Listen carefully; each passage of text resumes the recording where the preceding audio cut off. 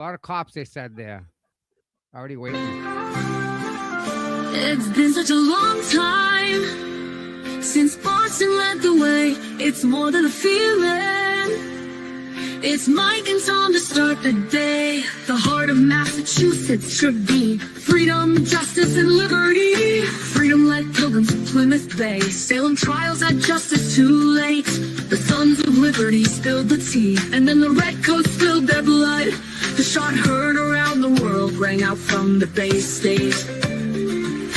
Boston strong and ready to defend. It's where revolution started and ends. It's been such a long time since Boston led the way. It's more than a feeling. It's Mike and Tom to start the day. Quincy Market, Freedom Trail, Charles River, Boston Harbor, Bunker Hill, Griffin Wharf, Fenway Park, Omar Charge. It's been such a long time since Boston led the way. It's more than a feeling. It's Mike and Tom to start the day. Hey, hey.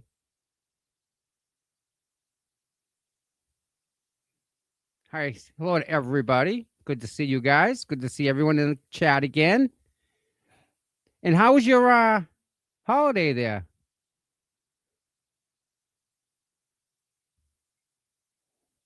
Hello? Shannon, you waking up here or not?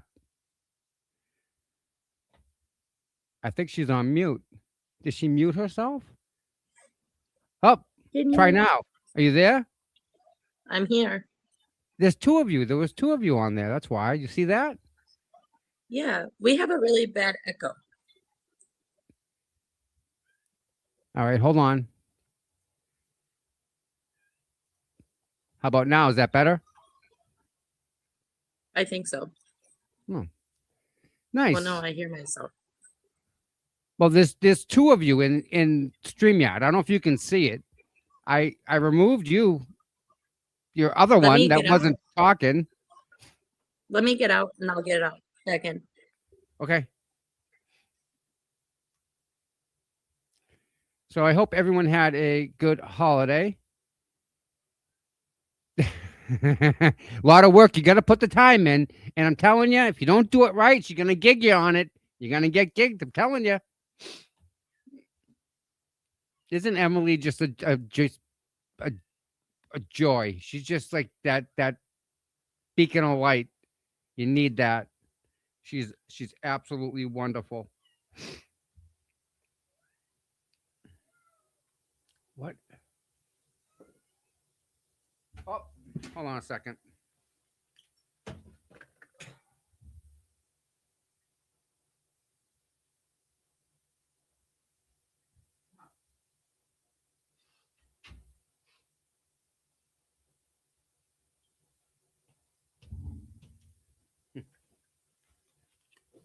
Sorry about that.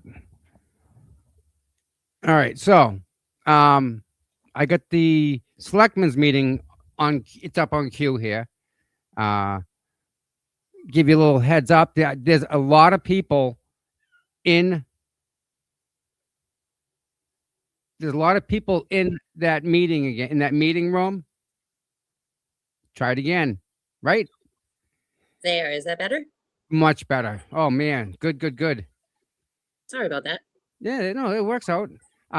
So yeah, so I'm told that there's already a lot of people like in the room. There's Jess. Hey Jess, I hope you had a good Christmas down there. And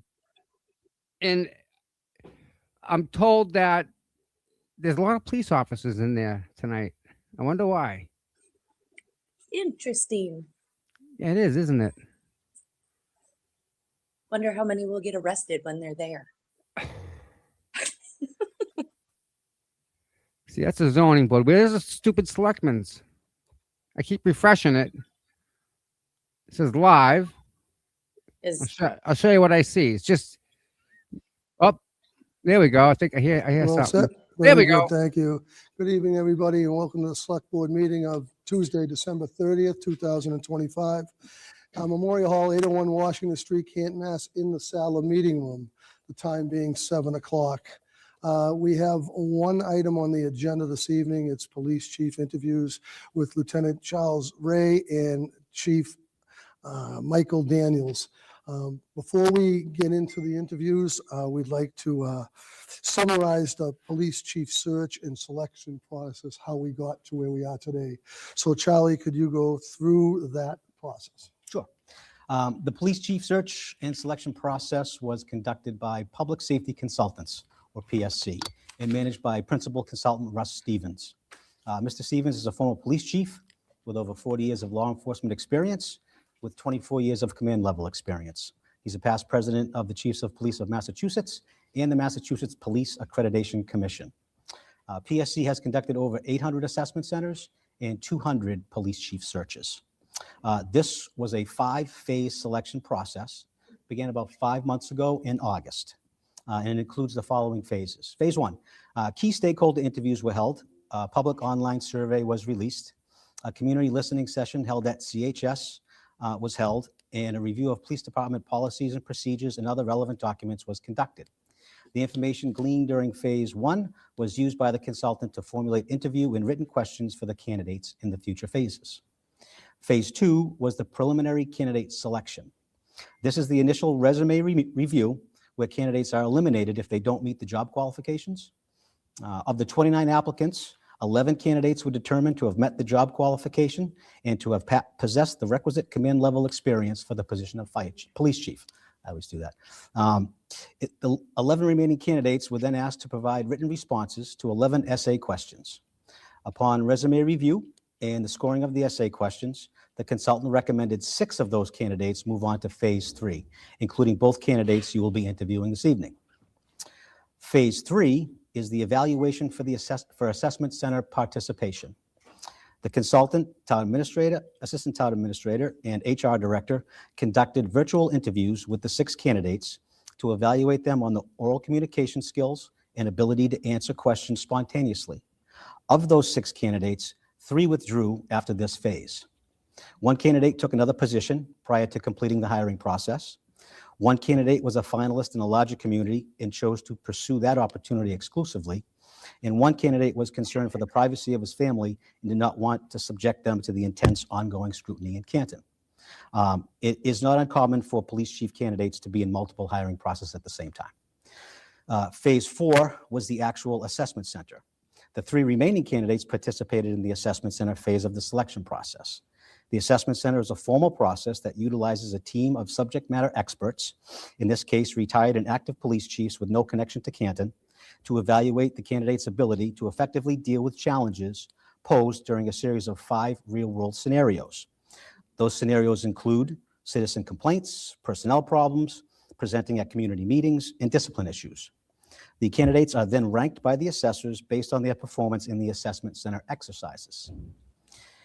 One of our remaining top 3 candidates withdrew after the assessment center phase, citing his decision to retire from law enforcement entirely and pursue other opportunities. Which brings us to phase 5, the final interviews. So the 2 candidates that are presented to the board tonight are to be publicly interviewed for the board to hopefully make its selection. Thus, our 29 original applicants have been pared down to the final 2. We have 1 external candidate, Chief Michael Daniels, currently serving as the Oxford, Mass. Police Chief, and Lieutenant Charles Ray of the Canton Police Department. And that's how we got to tonight. Thank you, Charlie. Do we have an order of these interviews? Is it I believe Lieutenant Ray is going to be first. Lieutenant Ray? All right, could we have Lieutenant Ray come in, please?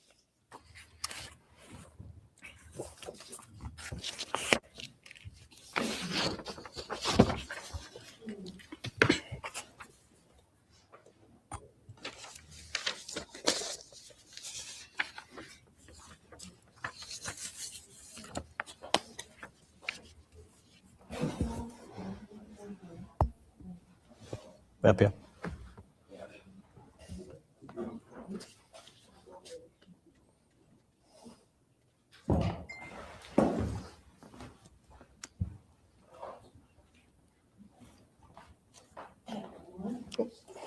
binders for everybody.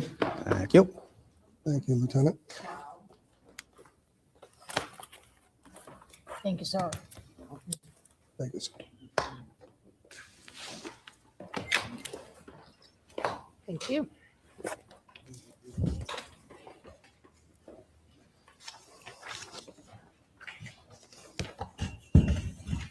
Welcome, Lieutenant. How are you Evening. this evening? Good? Good to see you. Okay, good to see you. You will be participating in a panel interview where board members will ask you a series of questions on a rotating base. If you don't understand a question, you may ask the question to be repeated or for clarification. Any member of the board may ask follow-up questions to answers given. Do you have any issue with that? No? Okay, seeing none, why don't we start from left to right? Sue, you want to start? Excuse me, Mr. Chair. So- Did you also note that this is being recorded? Oh, yes, most important.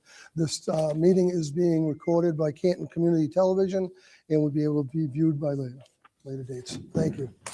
Thank you, Tom. Mr. Chair, typically we let them make a brief opening statement. Oh, yes, absolutely, sorry. Themselves. Would you like to make a brief opening statement, sir? I'd like to tell you a little bit about myself, unless that's one of the first questions. Nope, that's fine. All right. My name's Charles Ray. I was born and raised in Canton. Something I'm proud of. I know it's been difficult to say the last few years, but I'm still waving the green and white. I went to the Canton Public Schools where I had a great experience, and my grades and sports were both important to me. And I'd like to think I contributed to some successful hockey and baseball teams in the early 90s.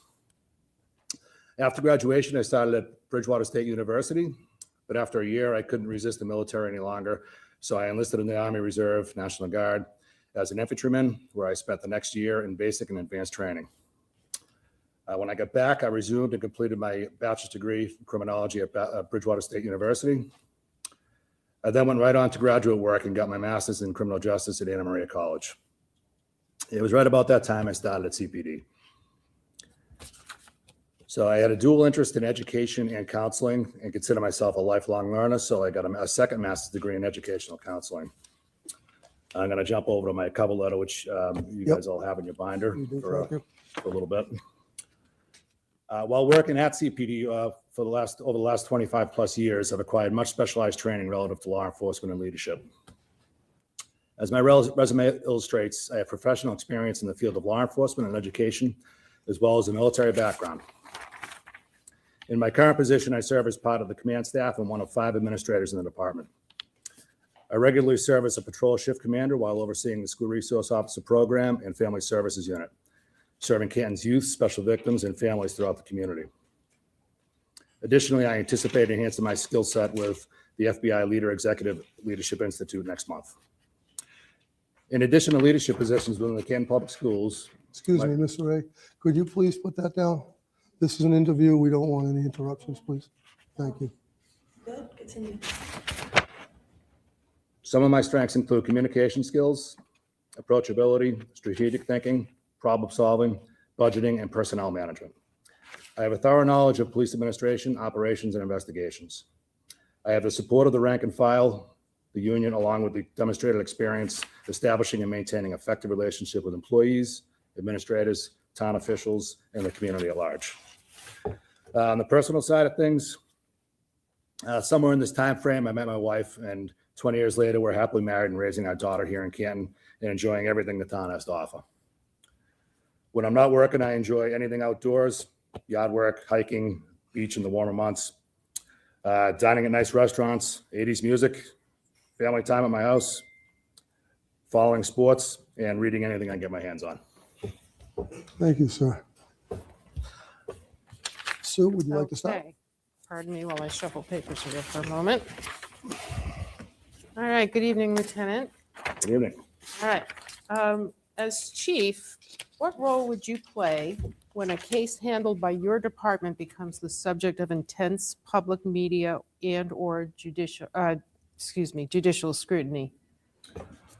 Well, as the chief, if we're referring to some of the scrutiny we've had in the last 3 years here, as chief, you need to lead the department forward and show a projected image of strength. And you need to establish a trust within the community and have transparency and make sure your officers are accountable. Okay. With the proviso that there will be questions you cannot answer during an ongoing investigation or trial, would you be willing to hold a town meeting style event to answer the public's questions and hear their concerns in a situation like that? Yeah, absolutely. As far as, that's part of restoring the trust with the community. And I know there was a kind of a call for that at the beginning of the scenarios we've had the last few years. And it's not to disparage or besmirch anybody before me. I think that probably should have happened. I think it would have helped with the transparency. It would have perhaps prevented some of the chaotic meetings that we've had here.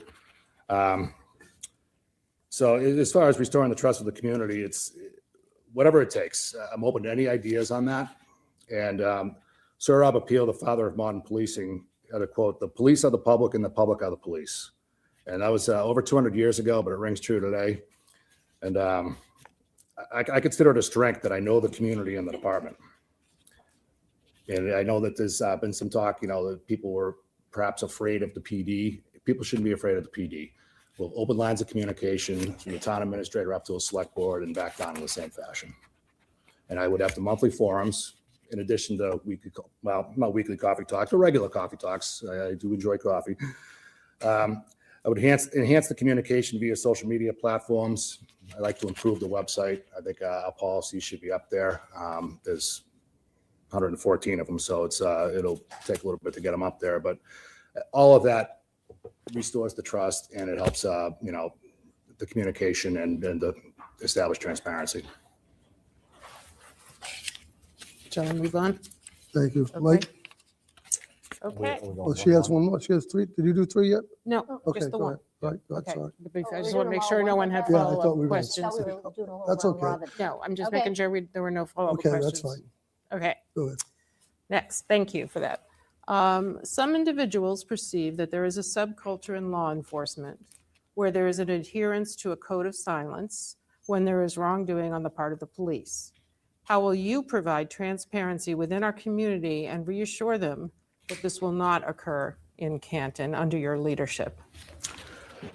Some of the answers to that is going to overlap with the restoring the trust of the community, but I can move on to some disciplinary and accountability factors that could use some enhancement as well. Yeah.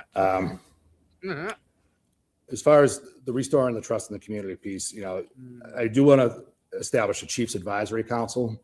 I think that would be a critical piece to try to get the whole community involved and let them know that their voice is heard. That would be a cross-section of community reps that I would meet with quarterly to discuss pertinent issues and solicit feedback on where CPD can improve and where practical develop strategies to execute the departmental improvements. And as far as the accountability piece, I mean, the Canton Police Department doesn't answer to the DA's office or the Mass State Police. We answer to the citizens of Canton, so we're going to try to restore that. Organizationally, everything is on the table. 360-degree interviews with members of the department can facilitate two-way communication. And I want to develop annual evaluations and development in conjunction with the union. That may change in its application over time, but I think it's long overdue to have evaluations from the bottom up, top down. That's great. What will you do to provide a culture that will encourage younger officers to speak up when they have a concern, even if that concern involves the behavior of a more senior officer? I think that's where the regular 360-degree interviews will come in. It's going to be, by nature of that description, it's a two-way interview. It's, what can we do better as a department? I'm open to any ideas from new officers. They have a lot of new ideas that just by age alone, I haven't been able to really adapt to. I'm amazed at some of the poise that these guys show out there, and technology alone is, I'm an old, I'm taking notes on a pad of paper, and they're doing everything on their phones, and they have it uploaded to the cruiser computer before I, get back to the station. So it's an impressive group of guys, and I think the fact that I've known them, I've worked with them, trained them, help hire them, supervise them. I think they feel free to come and talk to me, and that will continue. Very good. Thank you. Does anyone have any follow-up? Okay. And lastly, for me anyway, behavioral health issues make up a substantial percentage of police calls. The mental health needs in the community and in the interrelationship with the police as first responders are critically important in Canton. How will you assess the need for training and improve response to calls that include mental health crises? It's really a cornerstone of my police work. I mean, I've been community oriented, pretty much my entire career. And as I mentioned previously, I went to school for an additional degree in counseling. So you need physical and mental health both need to be there for the officers and the community. And we've had in 2024, CPD handled 480 mental health related calls, including 96 Section 12s. Which is sorry, what's a Section 12? It's involuntary hospitalization, where if we go to a scene where somebody's in mental health crises, we fill out the paperwork and facilitate them getting to the hospital and getting some help that they need. Okay. But it's one of my priorities, and it's probably another question in here somewhere. But is officer wellness and the mental health for officers, because we can't help the community if we're struggling ourselves, and we see a lot of traumatic stuff every day.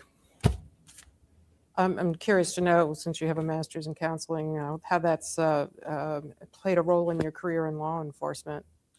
Well, it has. I'd say I've overlapped, my law enforcement work with. I take a lot of pride in the partnership that we have with the schools, and I think I've played a large part in spearheading that and enhancing that program. Mm-hmm. So that's it's something I think about every day, and I'm on the phone regularly with our school resource officers. We have 4 full-time school resource officers for a department our size and a town our size.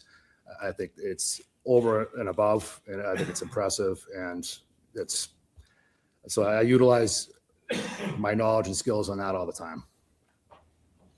Okay, thank you. Go ahead, Mike. All right, thank you. Thank you, Lieutenant.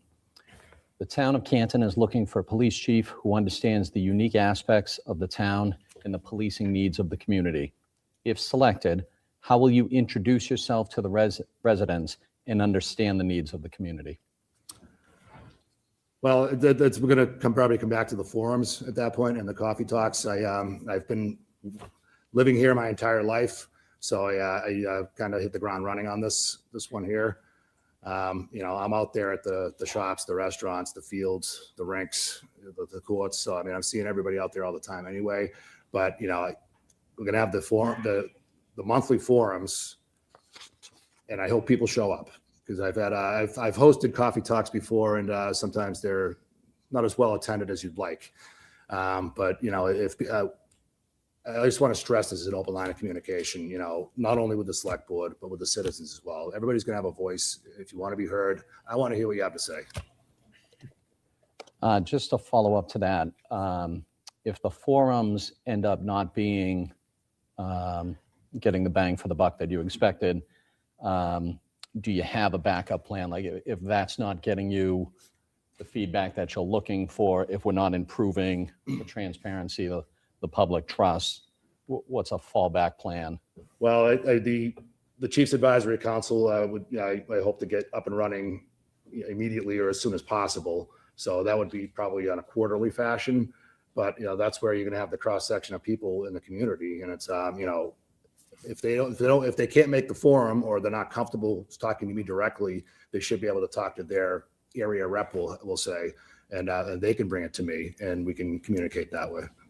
Okay, thank you. As chief, please describe 2 innovative programs you would like to initiate in Canton. We need some dogs, so I'm definitely looking to initiate community resource dogs / comfort dogs. I feel like we're the only town around that doesn't have them right now, and I would like, I'd like a platoon of them if I could, but realistically, 2 or 3, and those there's a variety of purposes you can use those for: the schools, the elderly, the station dog. You pet a dog, your blood pressure goes down. So that's one initiative that I definitely want to get off the ground right away, and I want to rebrand or expand the community outreach unit. Right now we have a family services unit, but I want to add some, mental health. I want to add hopefully another mental health clinician to that group, as well as a sergeant supervisor that can, they can facilitate some of the open houses we want to do, a citizens academy, stuff like that, and we're going to need some handlers for the dogs, and they can go around as well. So I guess it would be a expansion, a creation, rebranding, whatever we want to call it, of a community outreach unit and canines. So I'm just not familiar. Is there a community outreach unit existing in Canton right now? No, we have a family services unit, Okay. so it's going to be a little bit of a rebranding of that, but it's, we're going to expand upon that, with a mental health clinician and dogs and more personnel. And the social media manager will probably be linked up with them as well. Okay, thank you. All right, last question for me, Lieutenant. While serving in your current position, give us an example of how you have improved the police-citizen relations in the community. I think my affiliation with the schools is kind of at the forefront with that. I mean, anybody that has a kid in the community knows that that's kind of the center, the focal point of their life. So I mean, that's at my 25 years, that's the one cornerstone of my career that I really treasure the most is the partnership with the schools that I've helped develop and enhance. And anytime I can get to the schools functions, I'm there. And yeah, that's how you talk to a lot of people in the community. Okay, thank you very much. Lieutenant, if appointed police chief, how would you address and prioritize the needs of the department itself? Well, the needs of the department, some of my priorities with the department,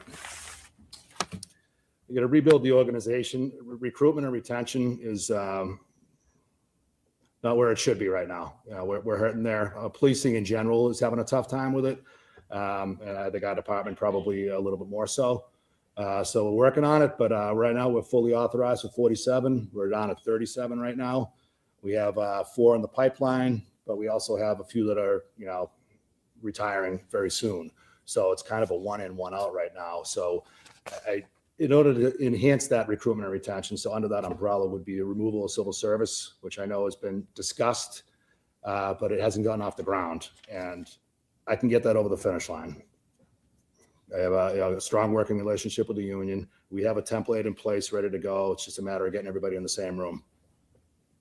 Which goes right into another question I had, which was hiring and retaining qualified police officers is getting increasingly difficult in the community.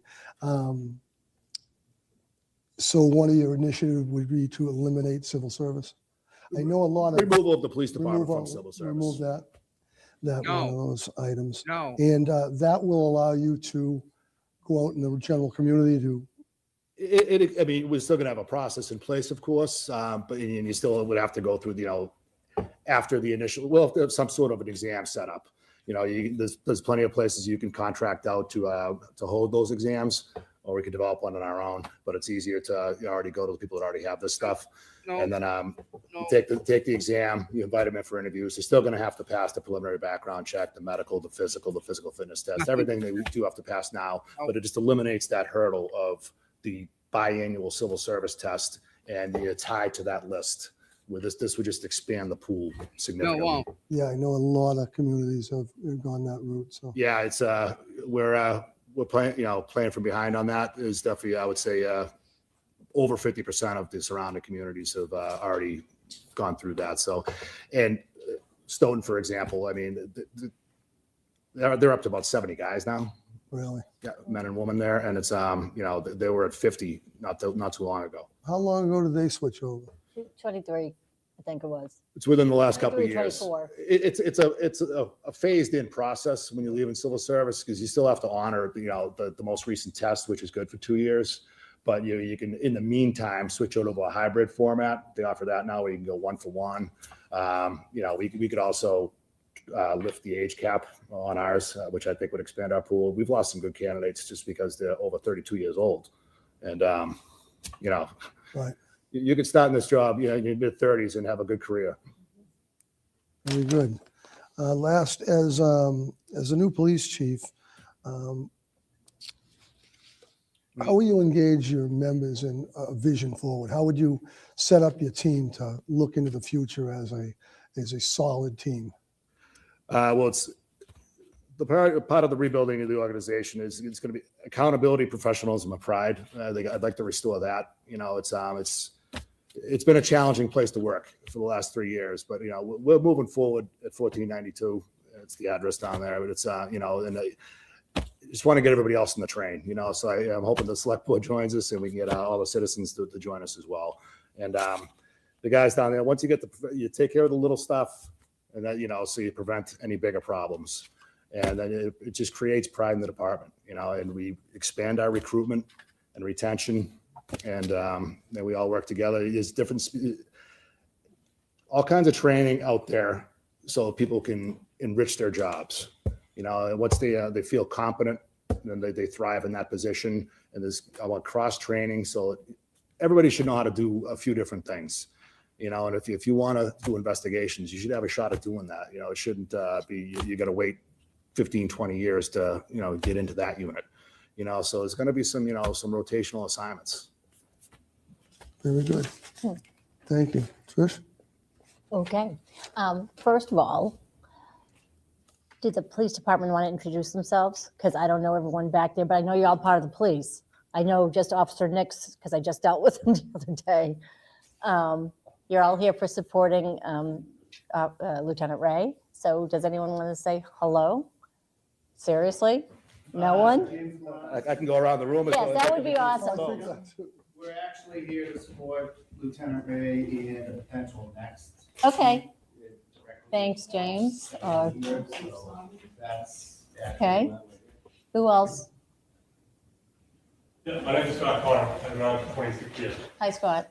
My family grew up in the town. Same. I'm here to support Lieutenant Ray. I'm one of the SROs. I am for the regional. I've been there for almost 20 years. Awesome. Thank you. We have grown the trusts. The kids program is moved from trust kids to those trusts in the community. Those kids go up, moving in the community. So he learned at a very young father. The problem is that you want to get the community changed, get a change thinking of the youth first. So that's kind of what we've been building on for the last many years. I got on probably 9 months after Lieutenant Ray did. And, you know, it's Public comments. All right, well, I just want to say hello, right? I won't keep everyone. But I mean, we were doing good on time. All right, yeah, I just said that. Yeah, but thank you for your kind words for Lieutenant Ray. Okay, so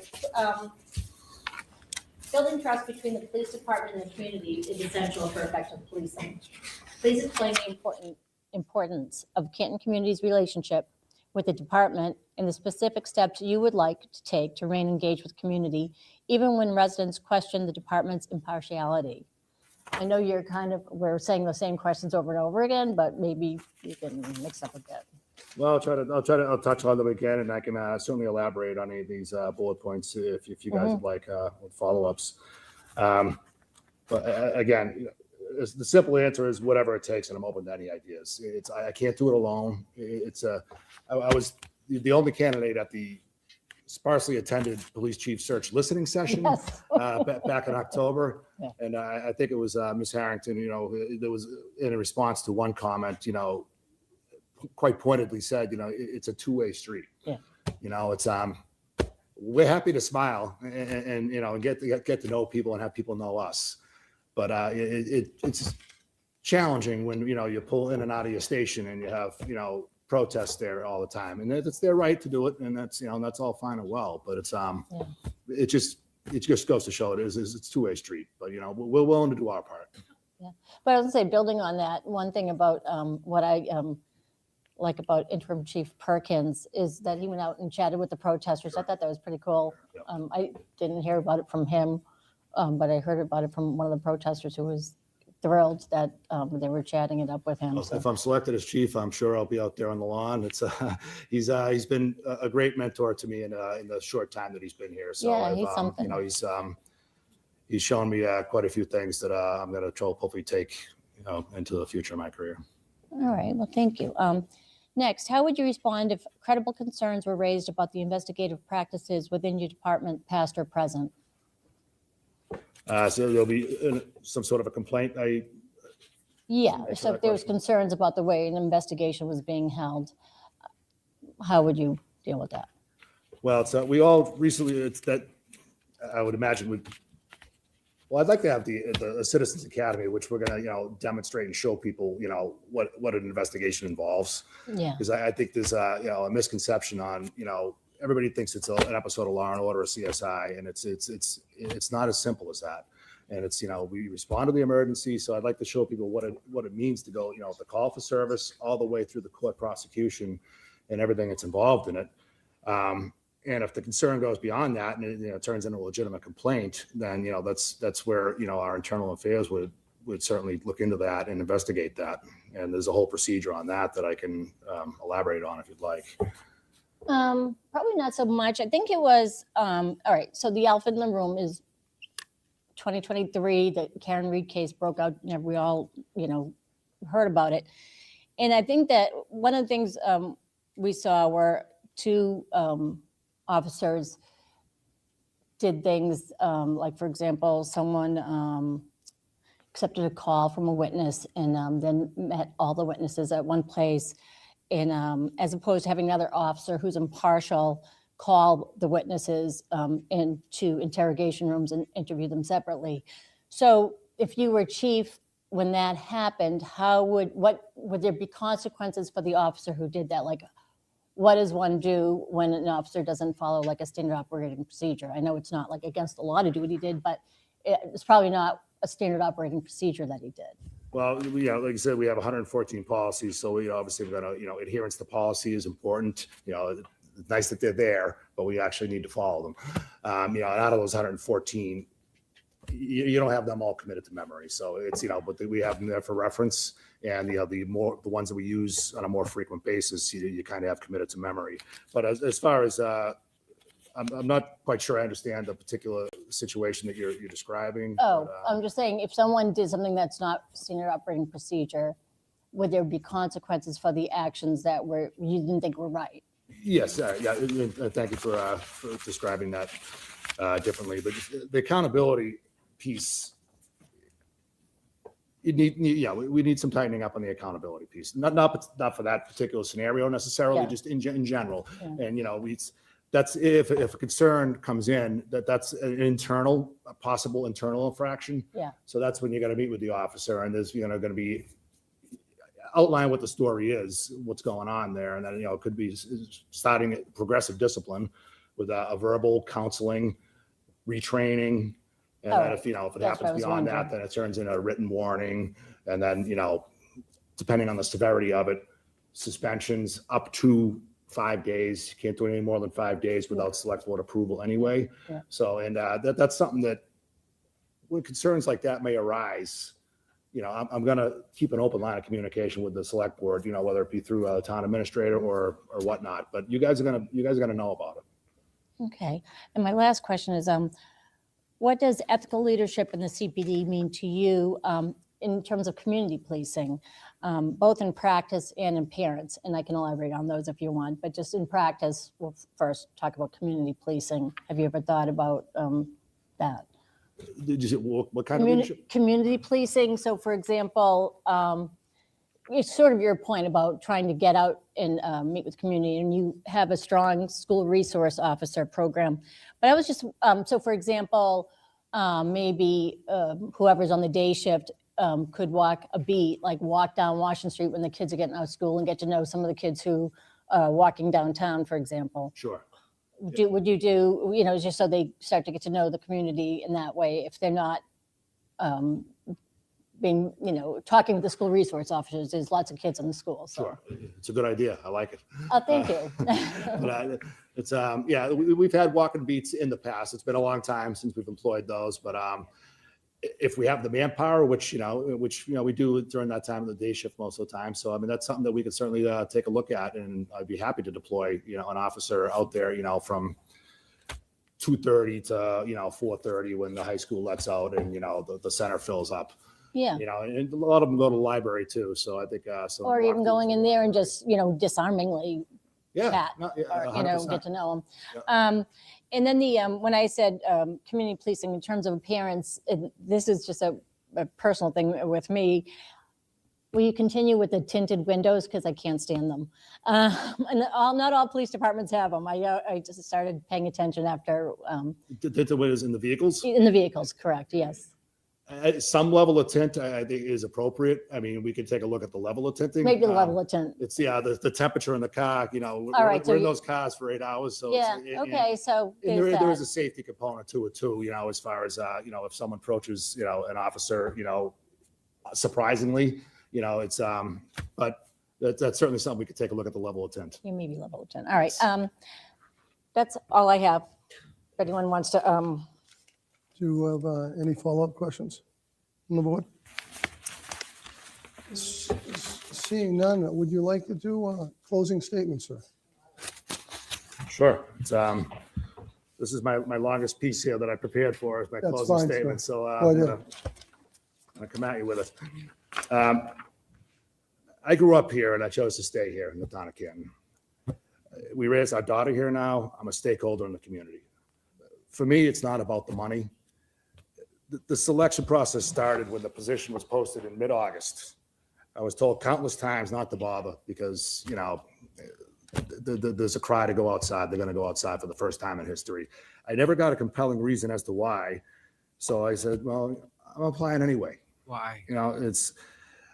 I said this department deserves better than to arbitrarily pick our next police chief just because they're not from Canton. The town deserves better.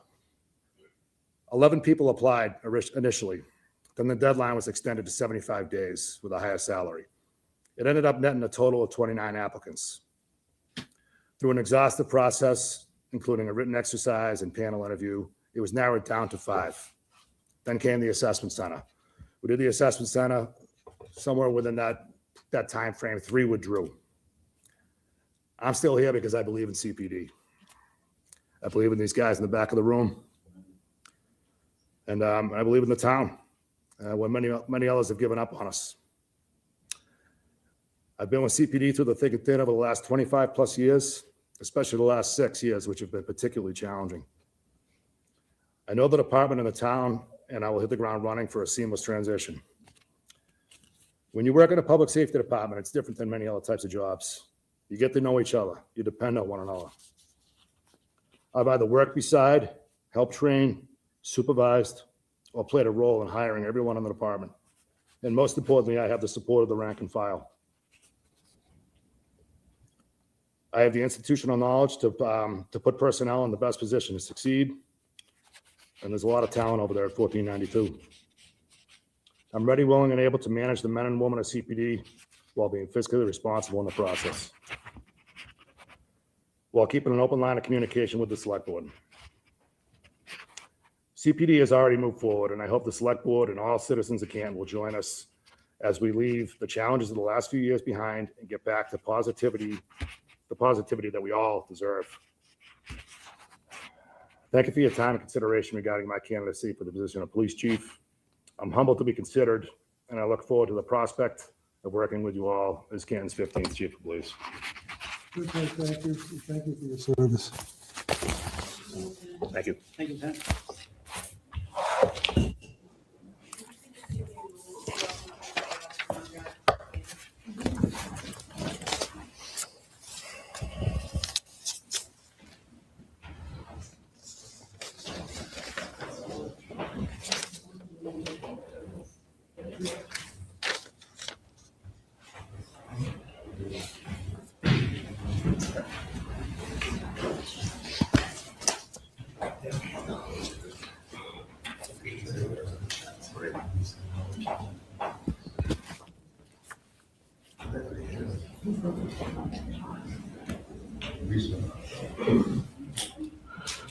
Mr. Chair, just remember to repeat the directions. That was kind of interesting, wasn't it? Yeah, absolutely. Yep. The whole thing with the question. Yeah, just stop him right from the beginning. Absolutely, Yeah. same thing, yeah. Yeah, I'm a fan of the civil service myself. I think civil service gives you a better quality applicant, my opinion. If you take civil service out, Chief? To you. then Good evening. Good evening, Chief. Why did nobody there even get to ask any questions is my question. Welcome, Chief. I can't read a single sign. You will be Man. participating in a panel interview where board members will be asking you a series of questions in a rotating basis. If you don't understand a question, you may ask the question to be repeated or for clarification. Oh, I hope the Any member of residents. the board may ask a follow-up question to give an answers. Before we begin with the questions, would you please introduce yourself to the board and take a few minutes to make a brief opening statement? Absolutely. So first off, I just want to say I'm excited to be here.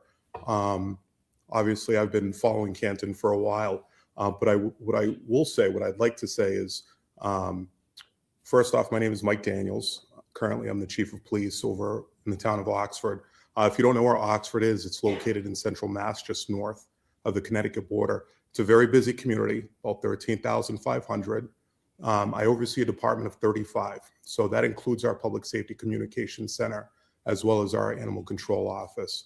So very, very busy community, very tight-knit community. I like this I'm guy. extremely proud of the things that we've done there. We average about 25 to 35,000 calls I like per this year, guy. which is very, very large for that community and for the size department. So with that being said, prior to becoming chief, I was the administrative lieutenant for the town of Westboro. I was a day shift commander. See, that's I the think problem. really kind of what got me here was my tenure in Westboro. I was there for about 22 years, closer to maybe 23. And as the administrative lieutenant, I was the accreditation manager. I oversaw community engagement, public information, records management, a whole host of things too long to list. I was also the public information officer. I dealt with all our policies and procedures, all our audits associated with accreditation,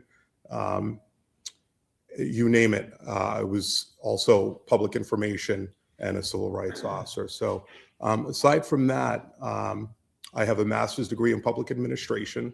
I have a bachelor's degree in criminal justice, and I was accepted to a PhD program at Northeastern this past spring, but obviously, that would take a backseat to the town of Canton.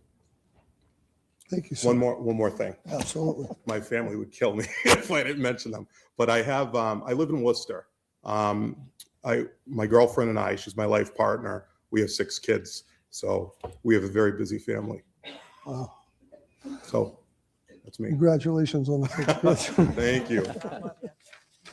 We're Westboro. going to start from the left with Sue Harrington. Sure. Select. Jerry's think we met brother works downstairs. there. We Because did, we were we coming ran up, into yeah. each other and, Okay. on the way in. Sure. Welcome, Chief. Thank you. And my first question for you is, as chief, what role would you play when a case handled by your department becomes the subject of intense public, media, and/or judicial scrutiny? Sure. So I would obviously take the lead in that.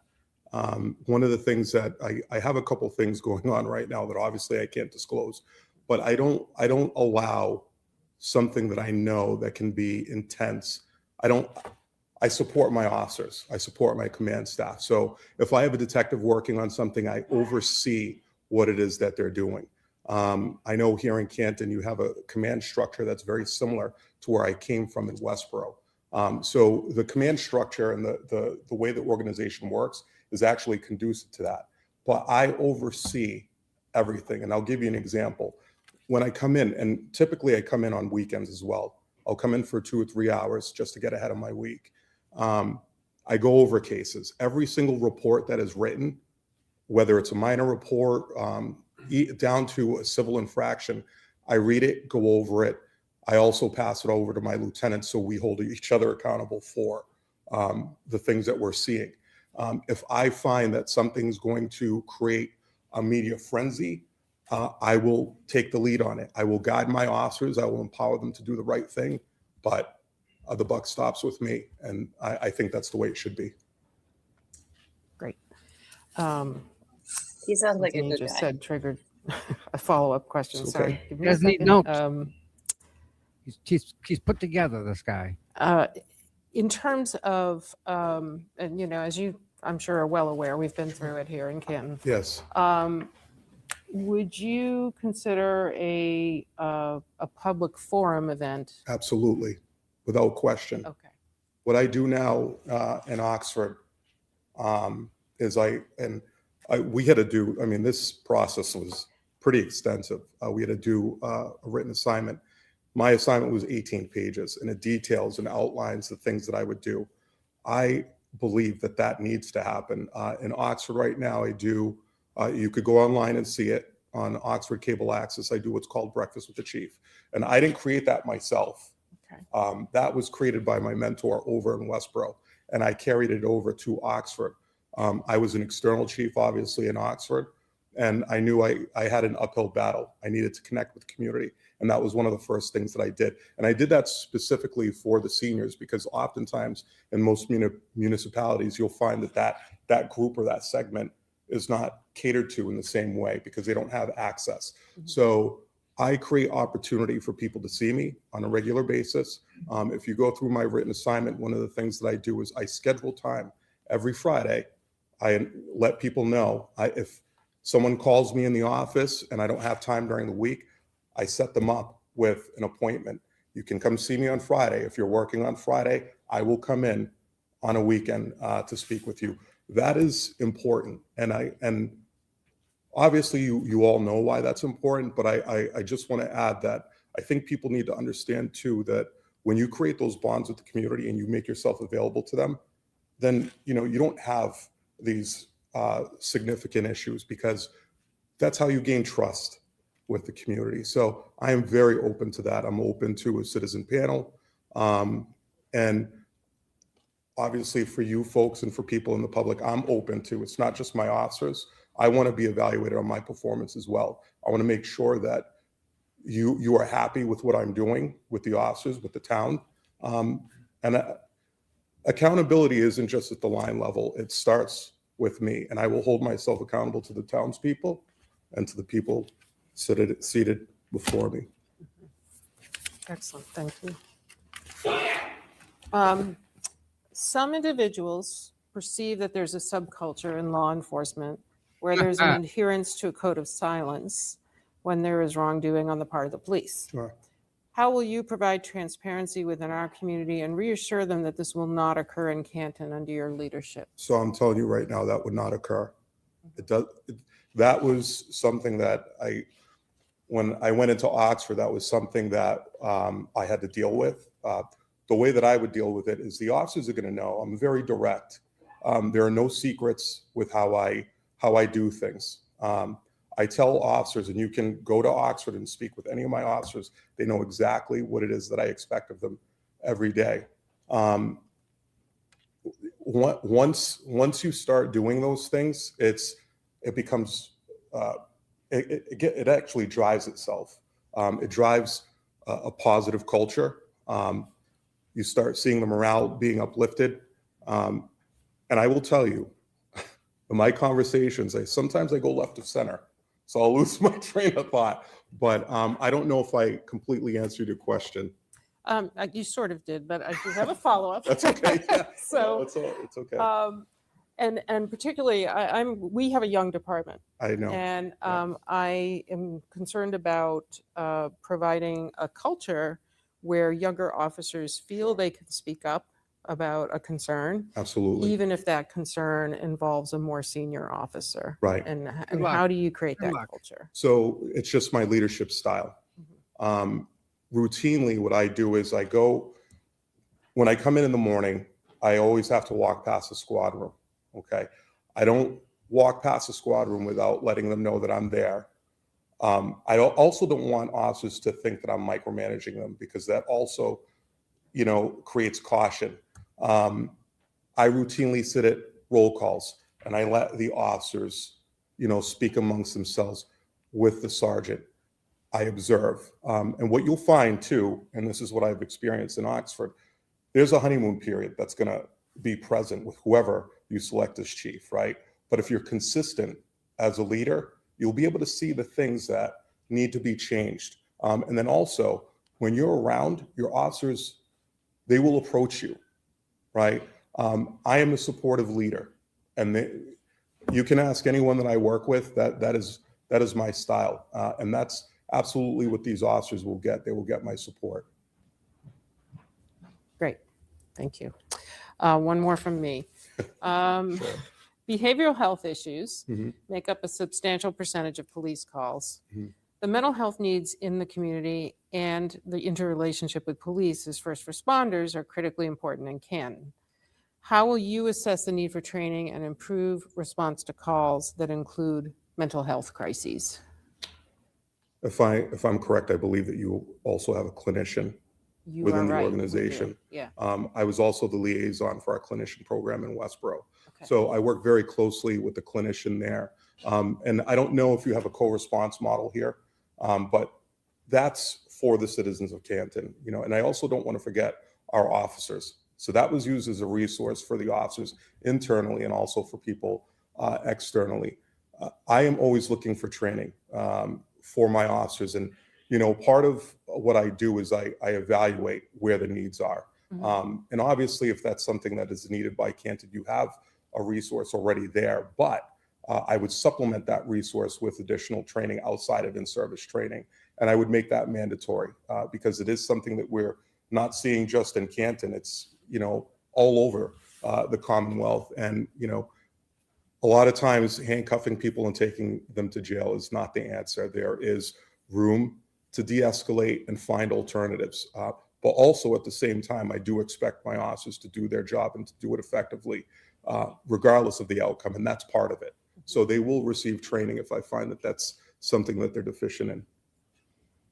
Is there a role, and I truly don't know the answer to this, I'm Sure. not looking for a particular answer, but is there a role for police departments to be proactive, particularly with citizens with whom you're having repeated encounters? That could certainly be created. One of the things that I'm always looking for new ways to engage and solve problems. So I'm being authentic. I don't have an answer for that. There isn't anything that I know of in my career that I've seen that would allow for that. But again, if there's a need for it, I will absolutely accommodate it. Okay. Thank you. All set? All set. All right. Mr. Wolf. Thank you. Good evening, Chief Daniels. Good evening. The town of Canton is looking for a police chief who understands the unique aspects of the town and the policing needs of the community. If selected, how will you introduce yourself to the residents and understand the needs of the community? That is Probably the what best you- question asked. No, what you We had to said fight is- over who got that one. Well, what you said is actually what I specialize in. I am very visible. I show up to events. I support my other department heads when needed. I think most people would say that I'm probably a little too visible, but I see a lot of value in that. And I think it's also a good way to gauge the temperature of the community and how they're feeling about the police department. That's how you obviously get feedback, right? So, if I'm selected as your chief, I will be openly looking for that. In my written assignment, I talked about developing an internal newsletter to send out to the people of Canton. And also, we call them dashboards, where we tell you how many arrests we've had, how many incident reports, motor vehicle stops, and some of the results of those things. So that helps, kind of, I guess, it gets us to where I think we all need to be, not just the community of Canton, but across the entire Commonwealth. I think we all need to do a better job of connecting with the community and connecting with the people that we serve. And also, I'd like to add one other thing. I think officers too, they find purpose in connecting with people. I know that that's something that, as I actually started I started in Westboro as a dispatcher, and then after I went to the academy, I went to Bentley University. And Bentley University is a very different policing environment. And it was focused on a lot of community engagement because the clientele is obviously very different. You're dealing with different academic groups, different staff, people of different ages. So, the value of that community contact and that engagement, it helped me immensely, because I also think too, it made my job easier. And that's what the officers will see. And that's one of the things that I've outlined in my plan. I eventually would like to, I don't know if that's here yet, but eventually as time goes on, I'd like to create a community engagement team for the purposes that you're speaking of. Thank you. You're welcome. As chief, please describe 2 innovative programs you would like to initiate in Canton. Sure. Well, breakfast with the chief is one. I think I've gotten so much value out of that for me, for my mental health, because I think sometimes, especially as a police chief, and I talk to other chiefs, and I think sometimes they get stressed out because, they don't have that connection with a particular group. But I think in that environment, it helps me. It helps the community. So that definitely is going to be something that's going to happen if I'm your chief, without a doubt. The other thing that I found, and this is particular to Oxford, and I think Canton may also fall into this too, a career growth and development plan. I sat down with my operations lieutenant, because one of the things that I found, and you have a very similar situation here, but it's scaled up, obviously, because Canton is a larger department. But when I arrived in Oxford, I didn't have a lieutenant. It was just sergeants. And so I ran into a problem where I was doing a lot of the administrative and operational work right off the bat.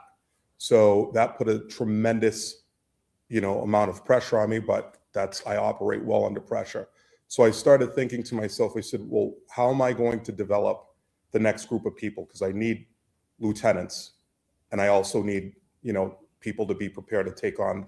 I ultimately, what I would like to do, what I have always done, I've always prepared the people behind me to take over my position. And so what I did in Oxford, I created we had a deficiency with supervision. So traditionally in most police departments, if there's not a sergeant available, I know you have 8 sergeants, but if there's not a sergeant available, typically the shift is run by OIC, an officer in charge. That creates a lot of issues because you're putting someone in a position where they're supervising a shift, and they have to respond and make critical decisions. And if they make the wrong decision, then you have litigation. So what I did was I created a corporal position, right? And by doing that, I've actually prepared, I have 3 corporals right now who at any time can take over for a sergeant at any time, right? So what does that do? It helps me develop people and keep them, number one, engaged, and it actually strengthens the foundation of the department. It also creates a positive culture. When I have my command staff meetings, which I have every quarter, I bring in my lieutenants, my sergeants, and my corporals. That way, when I send out a message, the message is spread amongst a large group of people. So they all know what the vision is for the department, and they can pass that on to the troops. So I would look at, obviously I'd have to sit down and see. I don't want to make changes just for the sake of making changes. That's important. I want the officers that are here to understand that. I'm not coming here to, if I'm selected, I'm not coming here to make their jobs difficult. I'm looking for efficiency. I'm looking to train them and develop them so that they can be the best that they can be for the department and for the community. That is what you need here. Thank you.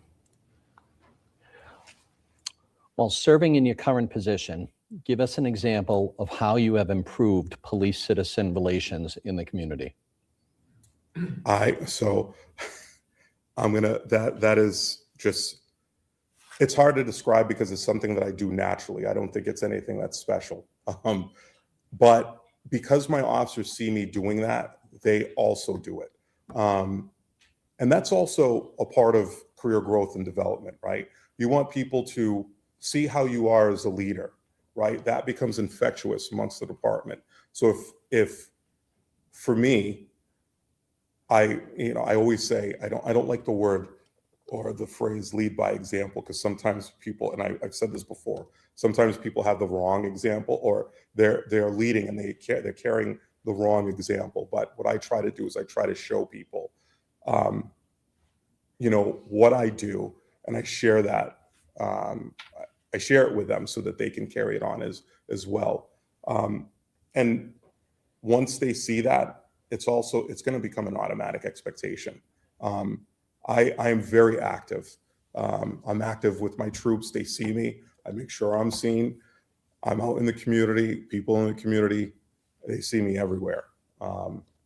We've had coffee with the cop. We had a recent event where, and I worked with the unions on this. It was more of their thing where they had children that needed gifts, and I helped them out with that. And I don't mind taking a back seat to my people at times to let them flourish when they need it. Right. Thank I you, hope Chief. I answered that question. You did. Thank you. All right. What's that, Mike? Yes, thank you. Thank you, Chief. If appointed Canton Police Chief, how would you address and prioritize the needs of the department? So that's something that I had to do in Oxford. So what I would do is I would do what's called a SWOT analysis. SWOT analysis is and if you're taking on a project or you're looking to do something, you're evaluating strengths, weaknesses, opportunities, and threats. So my plan for setting the vision and the goals for the department would be to speak with each officer individually, in private, away from the station. And I'm going to allow them, and this is what's going to create trust between myself and the officers. I'm going to allow them to speak freely about whatever it is that's on their mind, how they see the community, how they see their role within the police department. And also with that, I'll also be able to evaluate where their mind is, what their strengths are, what their weaknesses are, and use those strengths and weaknesses to further the department's vision and goals. So I would start with that, speaking with each individual officer, officers that are specialists, detectives, my command staff, everyone will be spoken to individually. I will also speak with Interim Chief Joe Perkins. I actually watched when I went for, this is a side note, I just want to tell you, when I went for the Oxford Chief's job, I watched his interview in 2013 when he was over in Middleborough. So I kind of had watched him prior to him becoming interim chief here, because I was preparing myself for the Oxford job. So that's, an interesting parallel. Very good. That's a good answer, sir. Yeah. Like I said, sometimes I go off on a tangent. Bring me back, That's please. all right. Yeah. As the new police chief, how would you engage the members of the department, explain your vision? It would be probably similar, engage in the one-on-one. Annual meetings, annual department meetings, regular quarterly command staff meetings, so that my command staff understand where we're going. And I always tell my people now, right, and this is a simple formula. If you're working for me, I'm going to tell you what the vision is, right? You can help move the ship forward, right? But the bare minimum, what I expect is you treat people in the community with respect and professionalism, and you do your job effectively. That is the bare minimum. You exceed that minimum, you'll find yourself in specialty assignments. I will reward you and I will support you. But I will not tolerate anything else. So to me, that's kind of, how I've always done things my entire career in any leadership position that I've been in. Thank you, Chief. Hiring and retaining qualified police officers have grown increasingly difficult in communities throughout the state. Please explain how you hire and retain qualified officers for the town of Canton. Specifically, how would you mentor our young officers? So I think I kind of gave some of that answer previously. My understanding is that you are under civil service. So I see that as a big hindrance. And the reason why, and I'll tell you, Oxford was civil service. When I became chief, September 5th, 2023, a month later, I went up at town meeting and I asked the town to remove the department from civil service because I realized we were handcuffed with the talent that we could get. The town supported me in that, and we were able to remove the department from civil service. Now, when you're able to do that, and I know some officers are probably thinking, because I've, you know, I hear a lot of things. You know, they feel as though that there's that extra layer of protection, but we also have collective bargaining agreements that offer that same protection. We also have post that supersedes any decisions that are done by civil service. But if we're able to remove civil service from the equation, I think that would be a positive move for us because, and I'll tell you this, you can create the culture that you want by creating a process that is conducive to what we want in a department. All right, so I'll give you an example. When I was in Westboro, I was also in charge of hiring and recruitment. The chief, who happened to be my mentor, he's now in Falmouth, he had tasked me as the administrative lieutenant. He said, I want you, because it's not just Canton, it's everywhere. It's in many different professions. He said to me, he goes, I want you to do whatever you need to do to recruit and get people into the department. So what I did was I asked him, you know, what type of officer would you like to see? And he said, he gave me a list of things.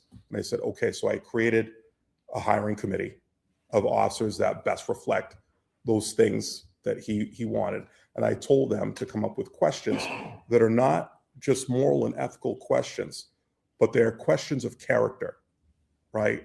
Questions of character and reflective questions designed to, I just recently had and I'm not gonna say it because we just recently had a hiring process, and there's a particular question that I ask that very few officers get right, and that's by design, because I'm looking for a very specific officer for Oxford that I know that it's going to fit.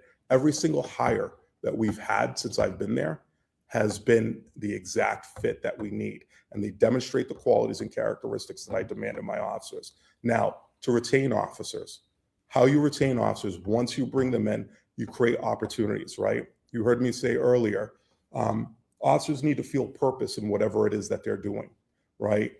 So that could be engaging with the community. One of the things that I talked about is, you know, in reviewing the audit report, I know that there was some issues there. One of the things that I see, and this is my opinion, what I see in that are people that need support, right? So one of the things that I would like to do is create a crime scene processing unit to support the detectives. You are understaffed by 6 officers, I believe. So when you're understaffed by that and you're trying to hold on to the people that you have, there's going to be errors. That should be expected. You have officers that are overworked, and they're working their tails off. They're going to miss things. They're humans. A lot of these people are working 16-hour shifts, getting forced in 12 hours, 16 hours, and then the community expects that they perform at a top-notch, A+ level. And that's not an expectation that you should have of your officers. They should be supported. But for retaining, build up the staffing levels, create opportunity, create purpose for the officers. And myself as a leader, I am going to train my command staff to identify those individuals within the department that have specific skills and talents, and we will help them build those skills and talents through our career growth and development program. I've had positive results. I have had no problems retaining officers. Bringing them in, you have to be sold, right? Other police departments are competing for the same officers. So you have to do something different internally that makes people want to come here. And that is where I look to the talent that I have. I give them purpose, and I give them assignments best suited for their abilities and their strengths. That's how you retain people. Thank you, Chief. You're welcome. Geez, want a glass of water first? You can... Am I talking too much? No, all right. Yeah, I'll take a glass of water. Okay. I'll read my question. Yeah, go ahead. All right. So, Building trust between the police department and the community is essential for effective policing. Please explain the importance of the Canton community's relationship with the department and the specific steps you'd take to remain engaged with the community, even when residents question the department's impartiality. Well, I would take the lead on that. I think I want to talk about transparency, but I'm going to ask you to re-ask that question again. Okay. Because it was very long. And then I'm going to give you an example, maybe. Yeah, How's that? you don't have to give me an example. You Okay. can just, Building trust between the police department and the community Mhm. is essential for effective policing. Please explain the importance of Canton community's relationship with the department and the specific steps you'd take to remain engaged with the community, even when residents question the department's impartiality. sure. That's a very easy response for me, because I think that I'm not going to sugarcoat it. You just are transparent. You just have to be transparent. That's what the community expects. Now, obviously, there are things that we can't disclose because of investigations or whatever. But it would be helpful, and this goes for the officers too. I explain things to my officers. When I make a decision, I don't just tell them, hey, this is the decision that's been made. You got to follow it. It's, hey, listen, this is why we need to do this, right? I'm doing this to protect you. And I always get good feedback. So, that strengthens the trust that they have in me. But as far as the community is concerned, people want to be heard, number one, right? That's the number one thing. And that's not just Canton, that's everywhere, right? So if you're a chief that's visible and you're responsive to the community, that's going to trickle down to your people. It's my responsibility to protect the officers and ensure that they don't have, it's okay to be scrutinized. I know that there's officers in the room, it's okay to be scrutinized. But at the end of the day, if you do your job with professionalism, no one who can compete with that, right? And I'm going to be the person that's going to jump in the line of fire to protect them when that scrutiny comes, because if they're being scrutinized, it's my fault. So that's my answer to that. Okay. Next, how would you respond if credible concerns were raised about investigative practices within your department, past or present? I would explain through our policies and procedures how it is. I mean, the thing is, I think when you're secretive and you don't give a little bit to the community, it raises natural concerns and questions. And I feel like, and I don't know, I might be different, but to me, like the question before, I explain why certain things can't be done. That's all people want to know. Why aren't you giving us this information? We can't give you this information because it would compromise this investigation, whatever it is. I don't think there's a magic answer for that. It's just be transparent. That's simple. So, all right, my follow-up with that one is, but if an officer did make a mistake and did something that wasn't within the standard operating procedures, would there be consequences for the officer's actions, or would it, like, I guess you already said you'd be retraining, or? I mean, officers make mistakes, right? People make mistakes. I would take it on a case-by-case basis, but I would be fair and consistent across the board. I think people in general expect more from their police, and they should, right? Because we're supposed to have the training and the skill set to do our jobs efficiently. But with that comes, sometimes we're human, we do make mistakes. So the way that I would handle that is I would look at each case. If it's something that I find maybe it wasn't clear in a policy, I'll talk to my lieutenants who will evaluate the policy. And if it's not clear, then we need to make it clear. If it was a procedural mistake, then it's my responsibility and the responsibility of my command staff to make sure that those officers receive their appropriate training to make sure that doesn't happen again. Once you do that, it's easier to hold people accountable, because at the end of the day, as a chief, I can say, listen, we had this mistake. We talked to you about it. Now we have a second mistake. We trained you. What is the issue? And if you haven't made the corrections, then there is discipline. It is what it is, you know? And I think, and officers actually want that, right? Especially, you know, they want to know how their performance is. I don't know anybody that goes to work, I personally don't, that doesn't want to know how they're doing. They may not ask, but I'm going to do that. I'm going to critique certain things. And again, it's not micromanagement. It's how can we do things better? How can we help support you so that you can do your job better, easier, or more efficient? And if I can't do that, and this is another thing, and this is something that the community needs to understand, if my officers need something that I cannot get for them that I find is going to be an issue, I'm coming to the town to ask for it, right? Because then it becomes a need, right? So, and I tell my other board of selectmen, you will not see my face unless my officers or the community need something. That's when you'll see me. And if our officers need more training, you will hear it from me, and I'll tell you why they need more training. But I think most of you already know that. So that's where I would go with that. Okay, last question. What does ethical leadership in the Canton Police Department mean to you in terms of community policing? Can you say that one more time? What does ethical, I do talk fast. I didn't hear ethical, Okay. but now I do. Okay. What does ethical leadership in the Canton Police Department mean to you in community policing, both in practice and appearance? But you can talk about practice first. All right, I'll try to, so to me,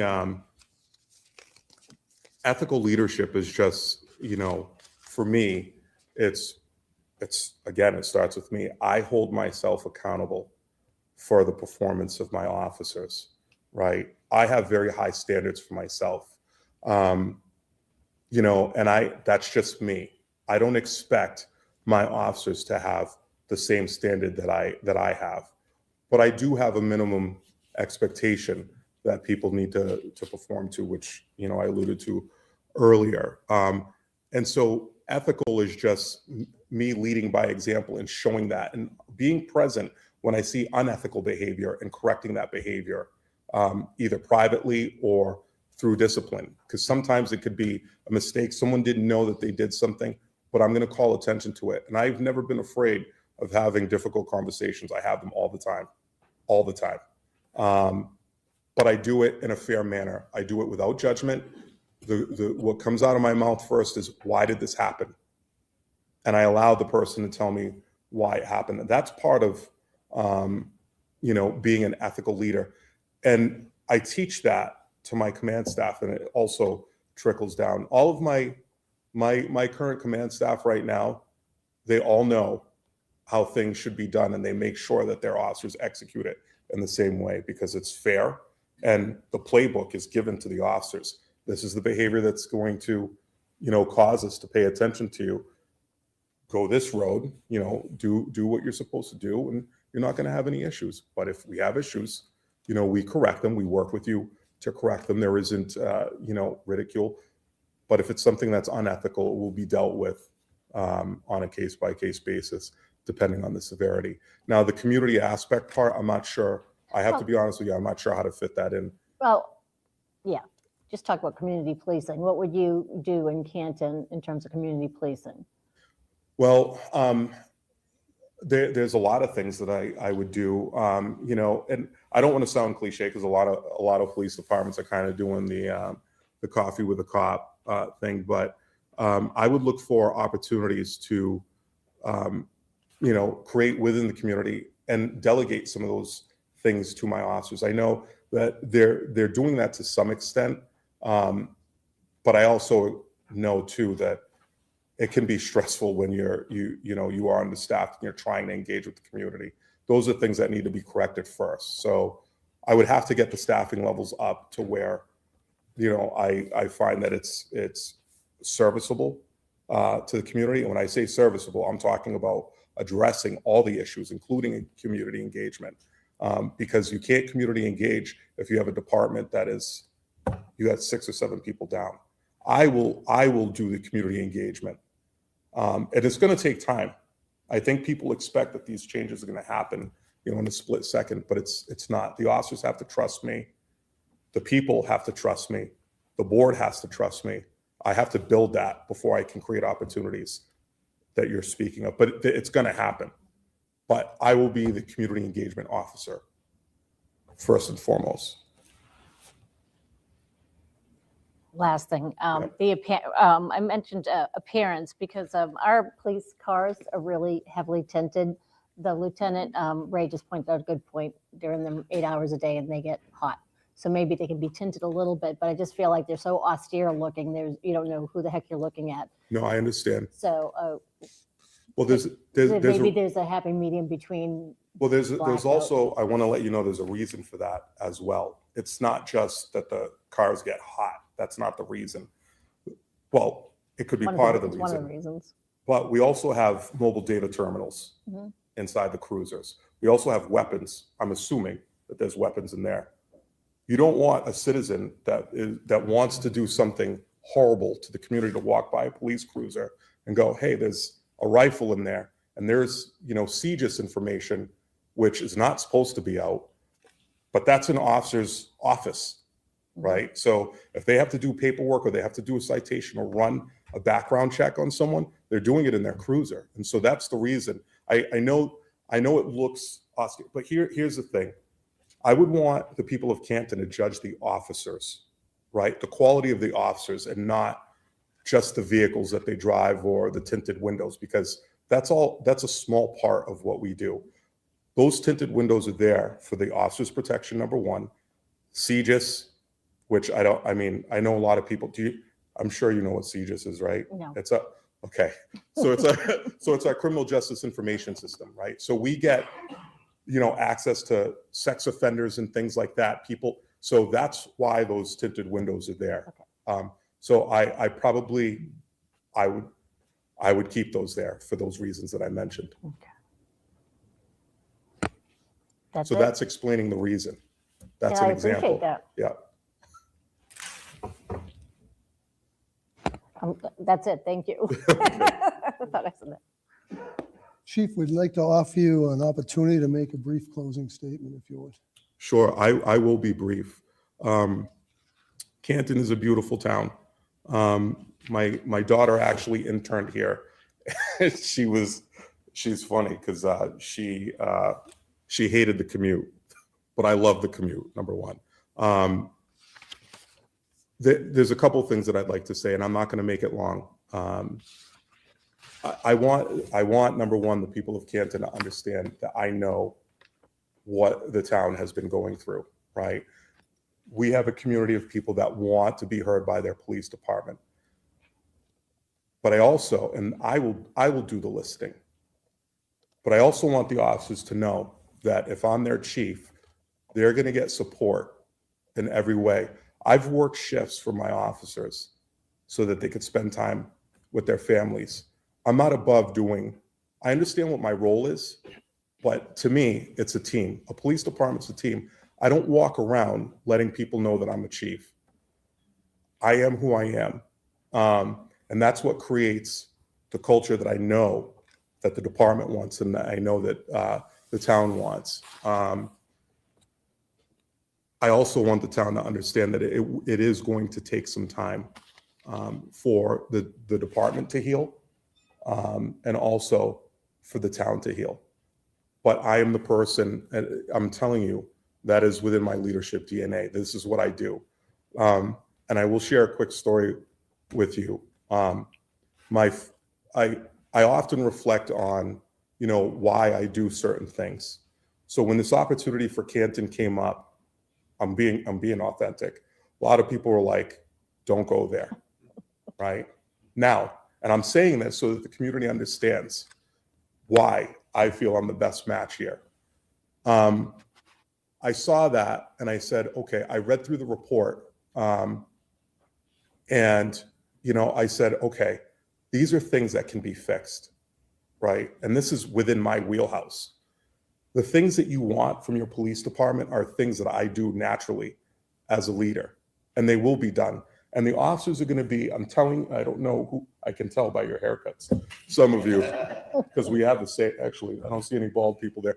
But, you know, I am going to create a supportive environment for the police department. And I will tell you this, if I take care of these officers, they're going to take care of the community. And that's what needs to be, that's what needs to happen. And I see a lot of people here. This is a community united right now, and they're invested in this. And I understand the investment, and I'm going to deliver on the investment if I'm your chief.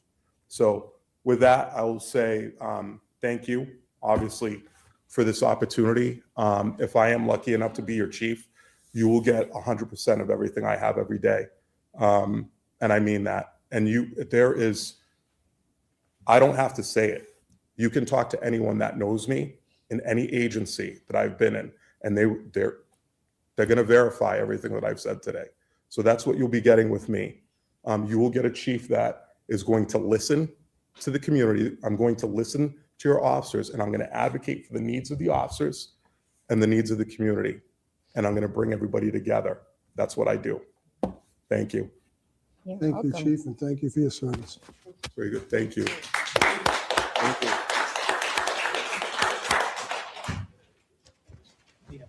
Sure. Okay. Thank you.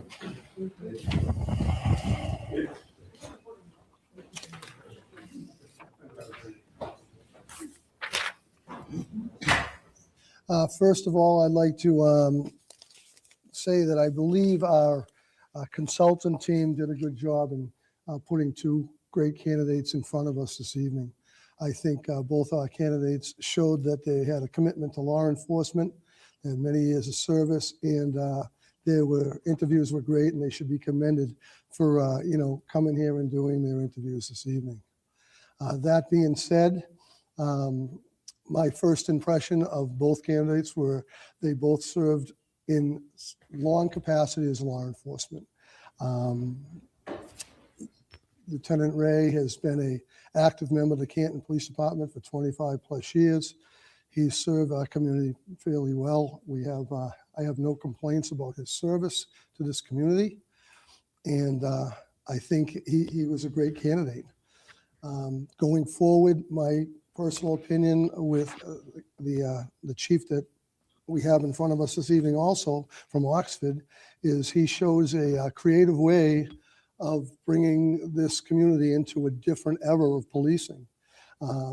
That being said, I liked him in the interview to move forward as our police chief simply because of the interview that we just had.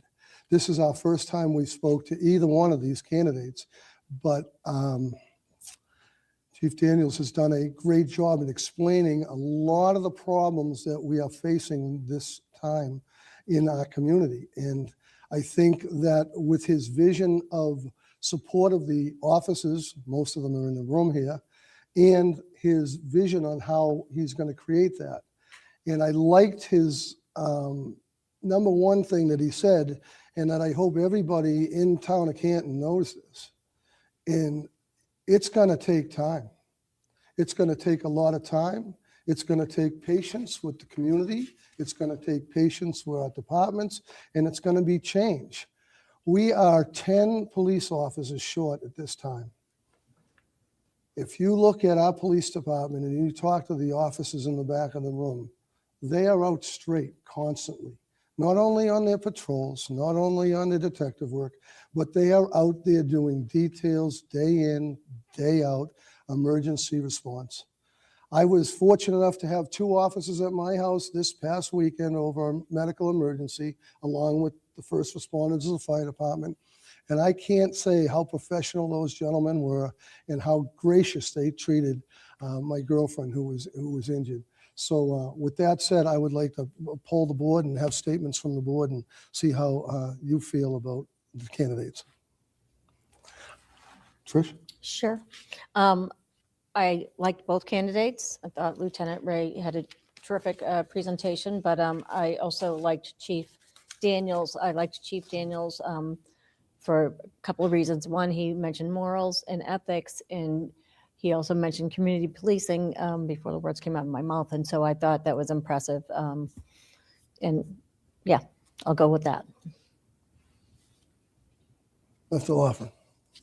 I'm still writing my notes so far. So both candidates I thought were fantastic. So thank you to the public safety consultants to put forward two candidates to make this a difficult decision.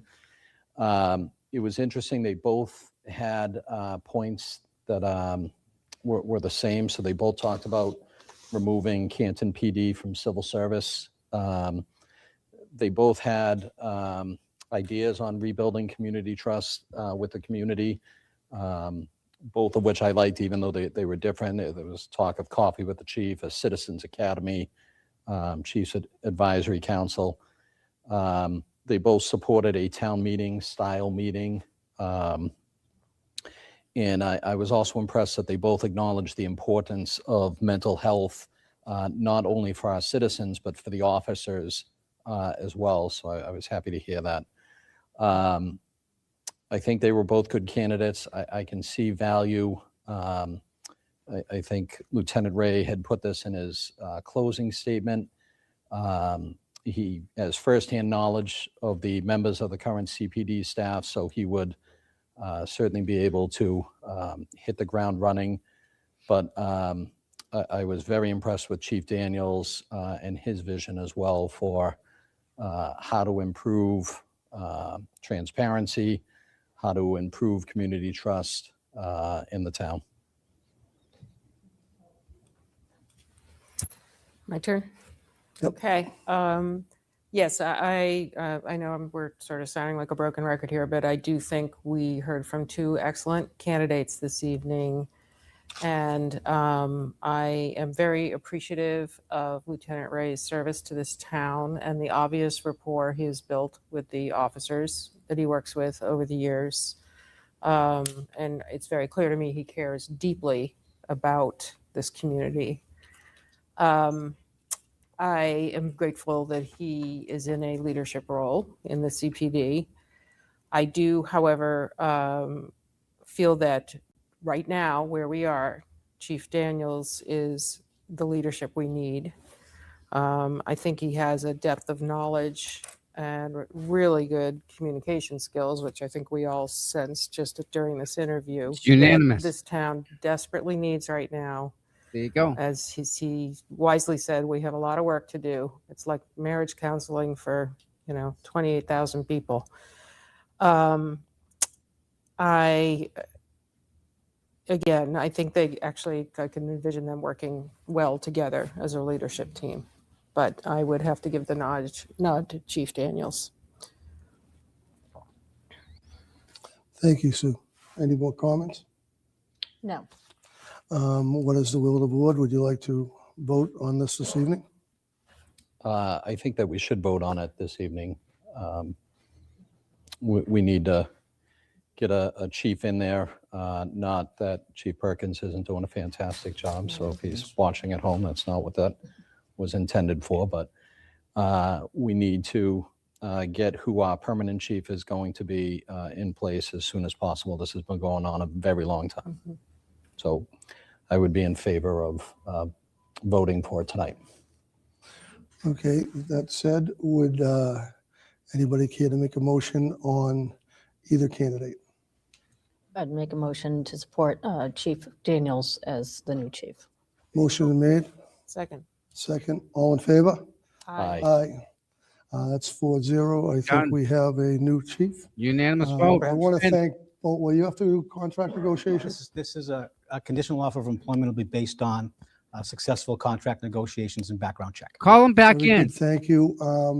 I want to thank once again both candidates. I want to thank everybody in this community for being patient for 5.5 months as we went through this. I also want to thank Chief Perkins for the job he continues to do every day, and the entire Canton Police Department for everything they do every single day. With that said, we're done with the. Would you like me to bring Chief? What's that? Would you like me to notify the candidates, then bring Chief Daniels back? Yeah, that would be fine. Okay, why don't I do that? And just give me a few minutes.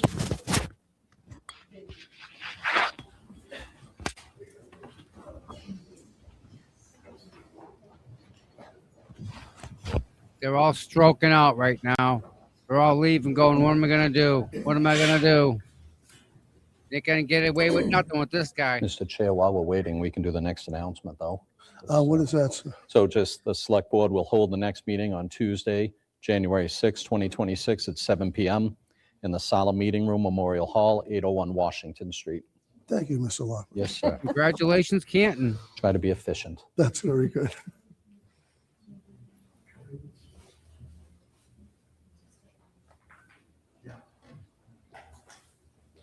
That was a very good move on their part.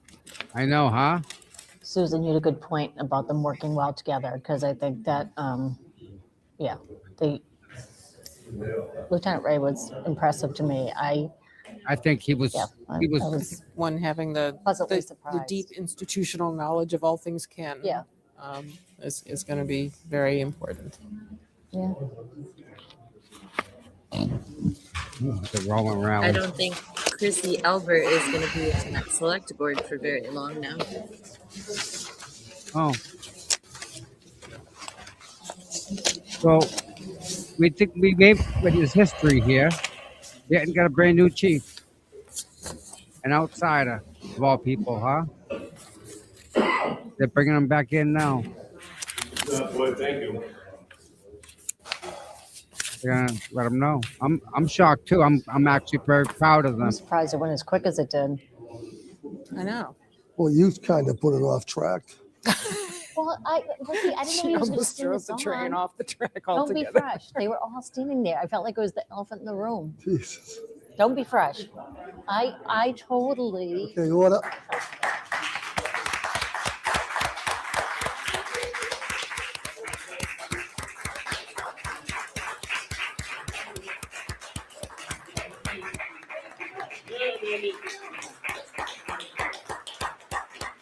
I don't think the other one would have went around and shook their hands.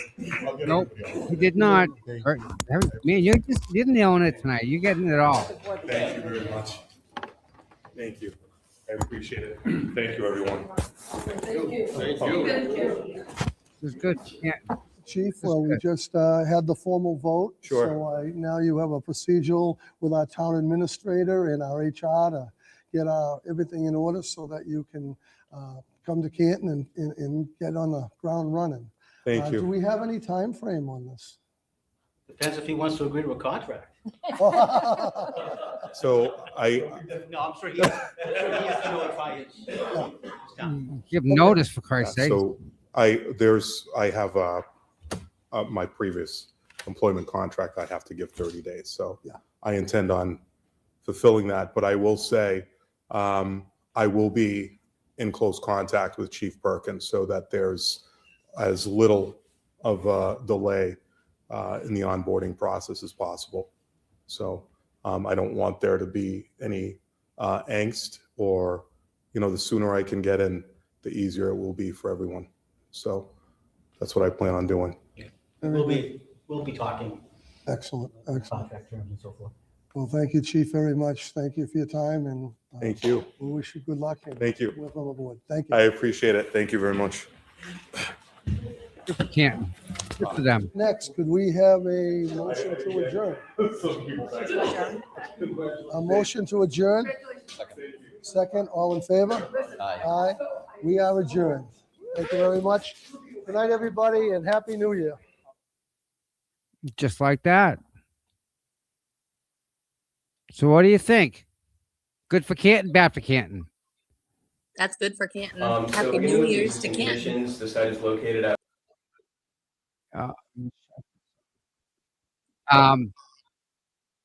New I Year's, can hear him. new start, new chief.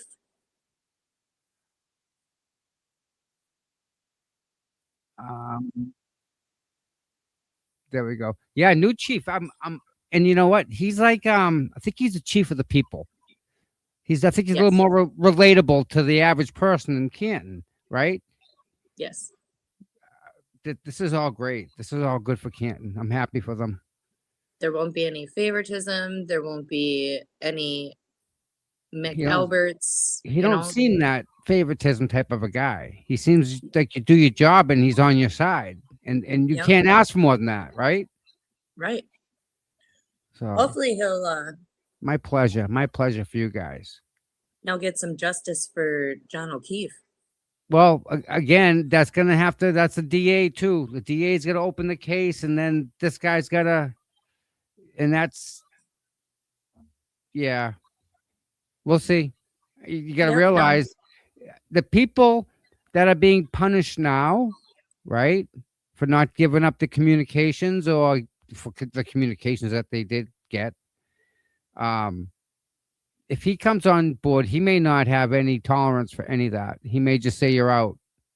And again, that's where the civil service comes in, where it protects the police officer's job with the union, which is one of the reasons why I like the civil service thing. When the other guy said get rid of civil service, that's bad. That opens itself up to you can put your next door neighbor as a sergeant.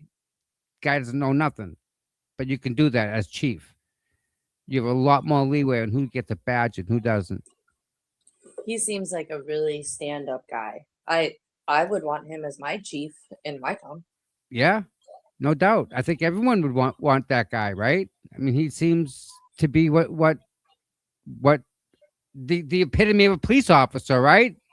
That's it. That, it happens to be this the outside package is him, but the inside stuff, how he thinks about the community, how he thinks about the people, how he thinks about the officers that patrol the communities as a whole. Yeah, I think that's a good thing. That's a police officer. absolutely. And he worked his way up too. Did you notice that? Yep. That's pretty. I mean, I think he earned it. It's good to see people do good and work hard and achieve things like that.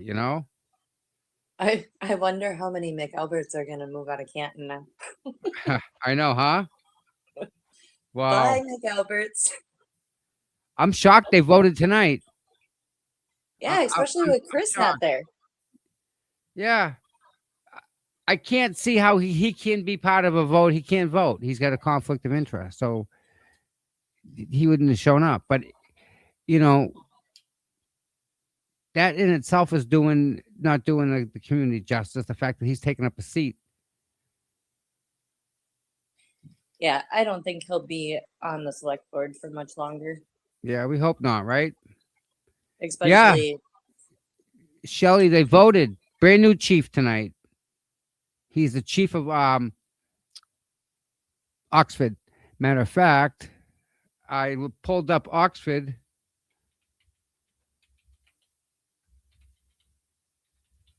I pulled up Oxford's police department real quick. Let me show you.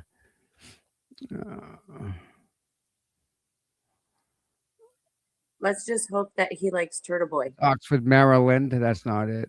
Oxford, Mass. There we go. See, he got his guys right up front. Come on, why isn't it showing that? Come on, stop that. Stop. Man, StreamYard, fix it. Okay.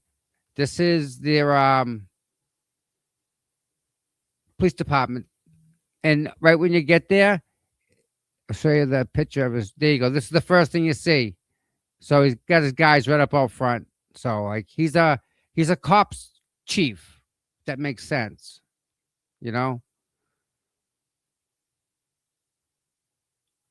One chief, 2 lieutenants, 4 sergeants, 15 patrol officers, 6 full-time dispatchers, 3 part-time. He's got an executive assistant. He's got a clerk, which those are things you need. Animal control, full-time and a part-time. Okay. Why was the other one talking about we need to get dogs? I don't know. Money. That was just kind of odd. Because if the town gets dogs, okay, so Sergeant Good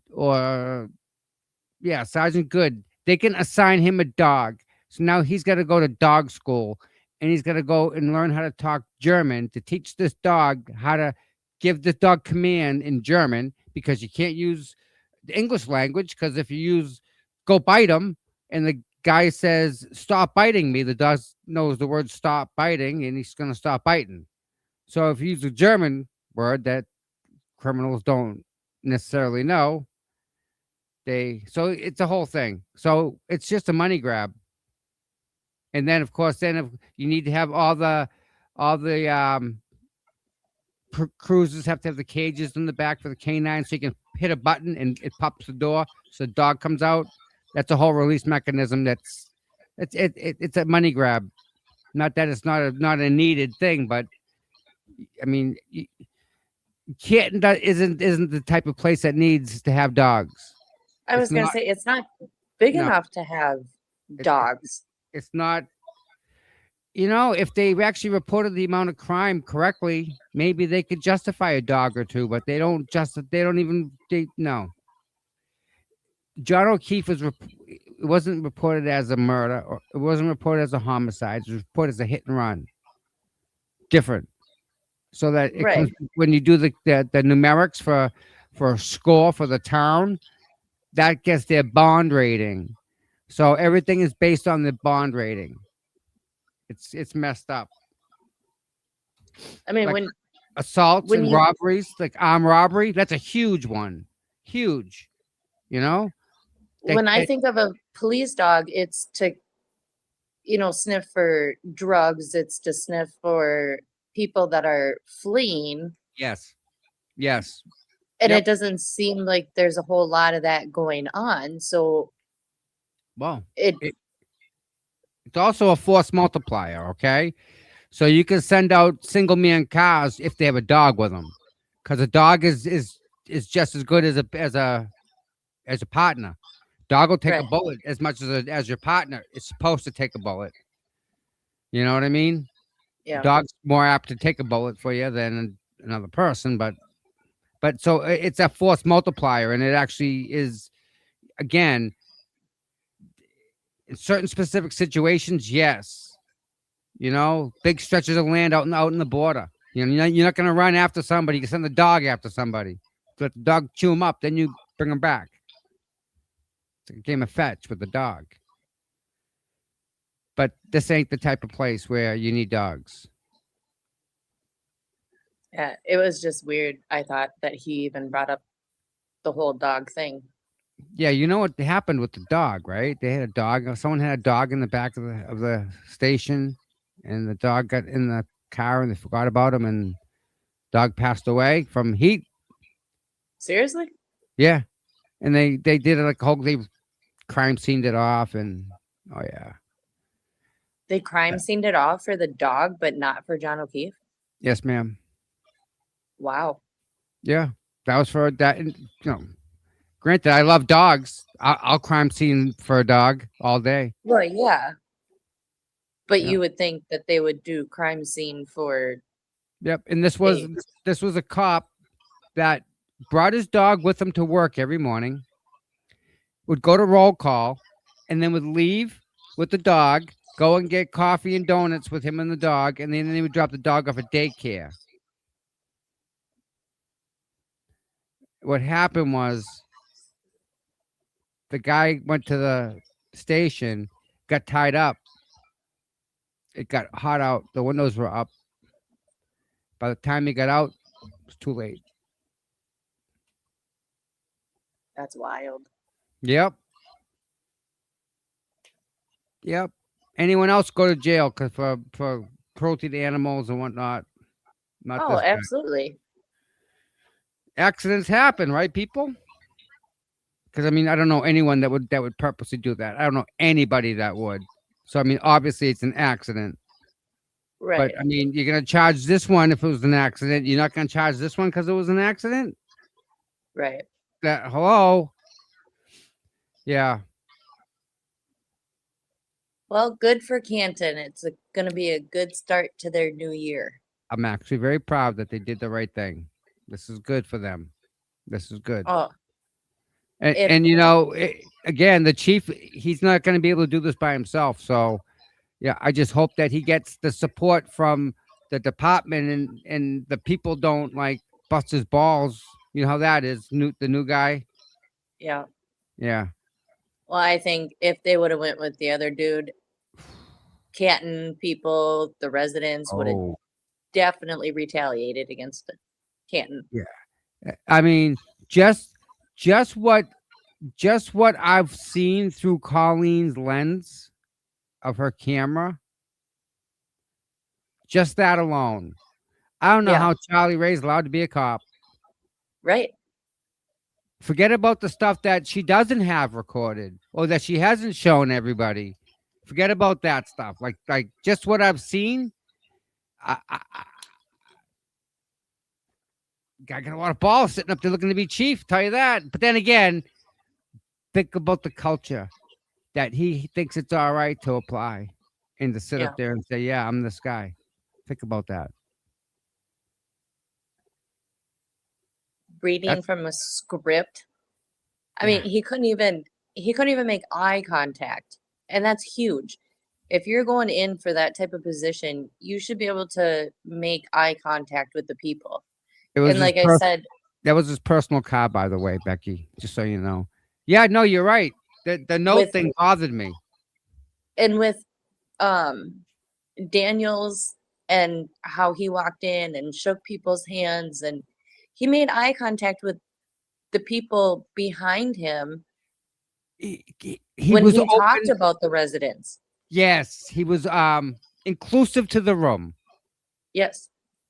regardless of who was there. Granted, these are all the cops in the back that are eyeing him badly, right? And he still give him, hey, even you guys, I can tell. Yeah, I know you guys. Yeah. Yeah. Nice. Yep. Good for Canton. Happy for them. Yep. Hey, Rhonda, Canton got a new chief, lady. This is good. So, people coming in late. Canton hired a new chief. The guy is from Uxbridge. He's the chief over there. Very personable guy. Interviewed really good. Charlie Ray. Oh, ouch. But Canton, they made, and I'm shocked they made a vote on it right then and there. Do I have a motion on the floor? Someone said, "Yep, let's go," and bing bang, and get a new chief. They brought him back in. Now, what, 30, 60 days, you think? So it's December, say first of the year. So what, February? The end. Yeah, ended January, beginning of February. He made it sound like, he's got to do his 30-day notice, but he made it sound like he's going to make sure that he'll start as soon as he can. And it's probably a personal time too, right? Right. Vacation time, all that stuff. I'm So- sure his police department isn't going to be happy that he's leaving though. Oh, I wouldn't want to lose that guy. No way. Not for chief. Nope. But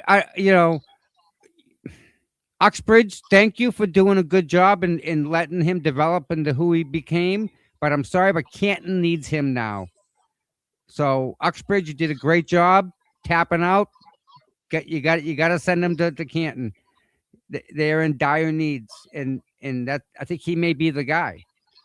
Sounds like it so far. We like him, Rhonda. Rhonda, we like him a lot. He is go back and watch his interview. You're gonna love him.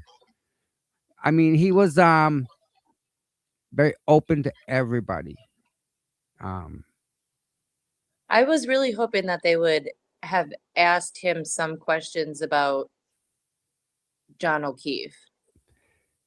Didn't they allude to it? He said he read up on it and he would handle things differently. Which, I mean, you have Helena on her way out, right? Yeah. She wasn't going to do anything differently. She was protecting Berkowitz. So, yeah. Big changes. Interesting. Coming soon. Interesting. All righty. You got big plans for New Year's? I am doing our normal seafood meal. Okay. I get a bunch of crab legs and mussels, and we make shrimp scampi. But that's about it. Me and the kiddos. What about you? Nice. No, nothing big, nothing major. So cool. This is like their favorite holiday because that's what we do every single year. It's our tradition. So I remember when I was a little boy, my grandmother would let me go outside and bang pots and pans out in the front at midnight. oh really? They used to stay up to do that. Make as much noise as you want at midnight. Go ahead, the front lawn. Really? Yeah, like we can. I always get the kids that grape juice that comes in a wine bottle and they drink it out of wine glasses. They love it. Oh, nice. Yeah. And then they have I get them their The little grapes? horns No, that they the, blow. cherries. Yeah. Oxford. Yes, it was Oxford. Did I say something else?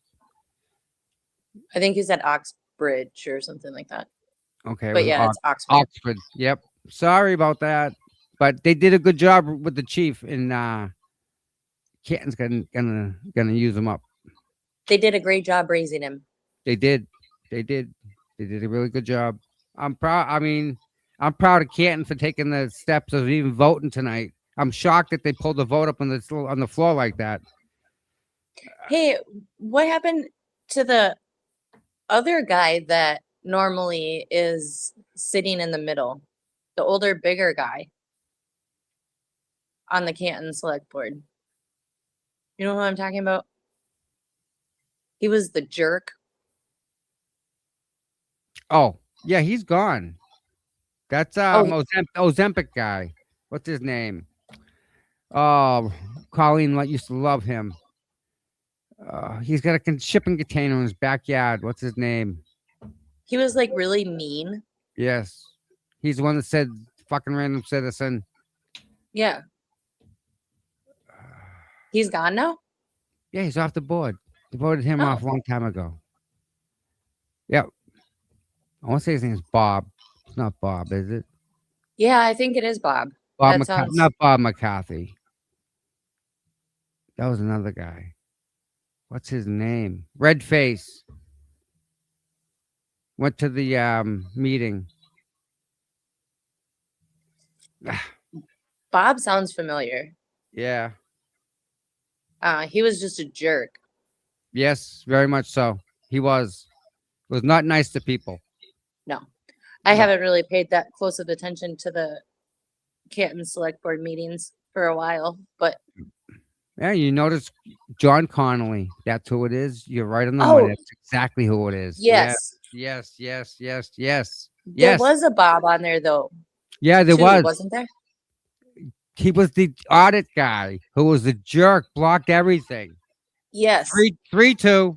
Don't even bother voting. 3-2. You're outvoted. Yep. That was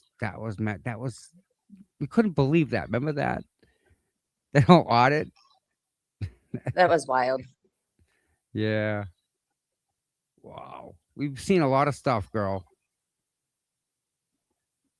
But hopefully for good stuff now. This is when we see the turn, right? I think everything in this country is starting to turn, and I'm loving it. I cannot wait to see wacky walls in pink handcuffs. Oh, it's gonna be awesome. Well, you guys got to keep the pressure on over there for that to happen. You just can't let it slide. Oh, it's happening. That's People are crazy town over there. Like that. She lives in Michigan, where all those daycares were. Minnesota. I'm sorry, Minnesota. Why do I keep getting that mixed up? I don't know. It's out that way. You live out there. You get the snow first, and then it comes over here. Yeah, we had 10 inches of snow on Sunday. It was crazy. Wow. But yeah, since Nick Shirley brought all the attention to Minnesota in that video and made that video go viral. Yep. People in Minnesota are finally starting to open their eyes. Like, finally. Well, at with those numbers, yeah, those are some serious numbers. That's your tax dollars. That's our tax dollars, right? That's That's crazy. federal money that they're taking, and they're not even providing a service. That's what blows my mind.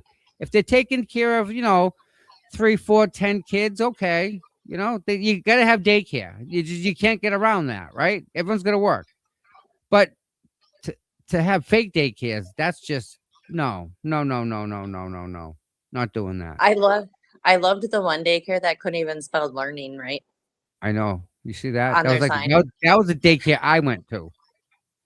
That was awesome. That was great. Oh. All But right, I lady. mean, these migrants, I mean, Somalians have been taking over Minnesota for like the last 30 years. I mean, it's just gotten worse and worse and worse. And people are starting to see it more and more. So it's crazy. I was watching Jess Machado. She was going over the daycare numbers. Yes. Past 2 years, the numbers like tripled. Yep. And these are like 240 million. No, we're 600 something million now. $600 million. Yep. And like the only difference isn't the population. Population's actually almost declined. It's the amount of influx we're getting from other countries. But that's not the best part. The best part is that what we're getting isn't commemorate to what the numbers are. The numbers are more than what we could actually ever get. So there's something wrong going on with a lot of stuff out there. So you all keep your eyes open.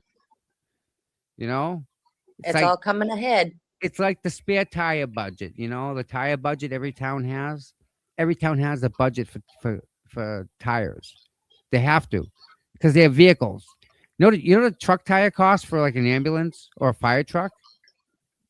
Oh, Do you want to know what a fire truck tire costs? no. But I know it's expensive because just tires for my truck are like $200 to $400 a tire. Right, because you don't have a little 1,000-pound box. You got a truck. Yeah. So every town has a budget for tires.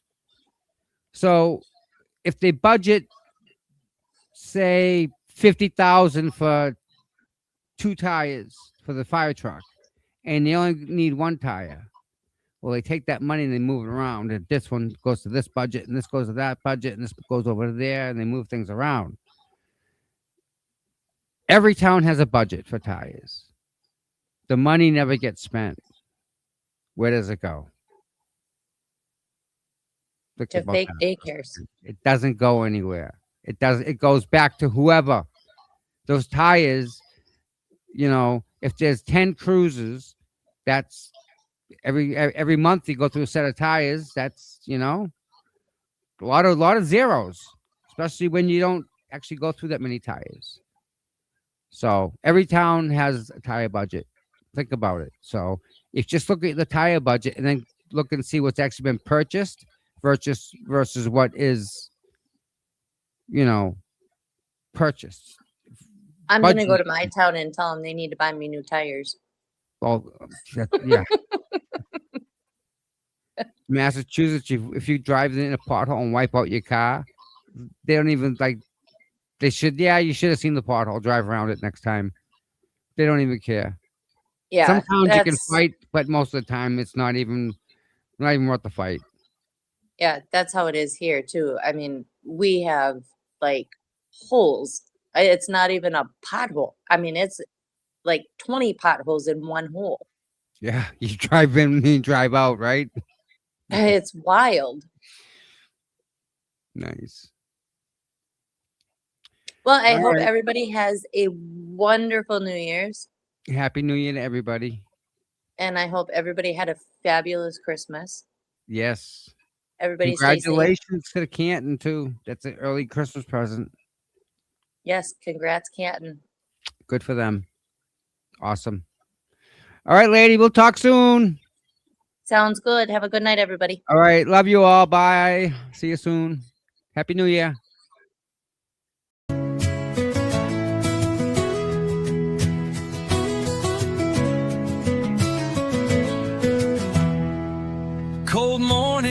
cracked pavement, courthouse steps.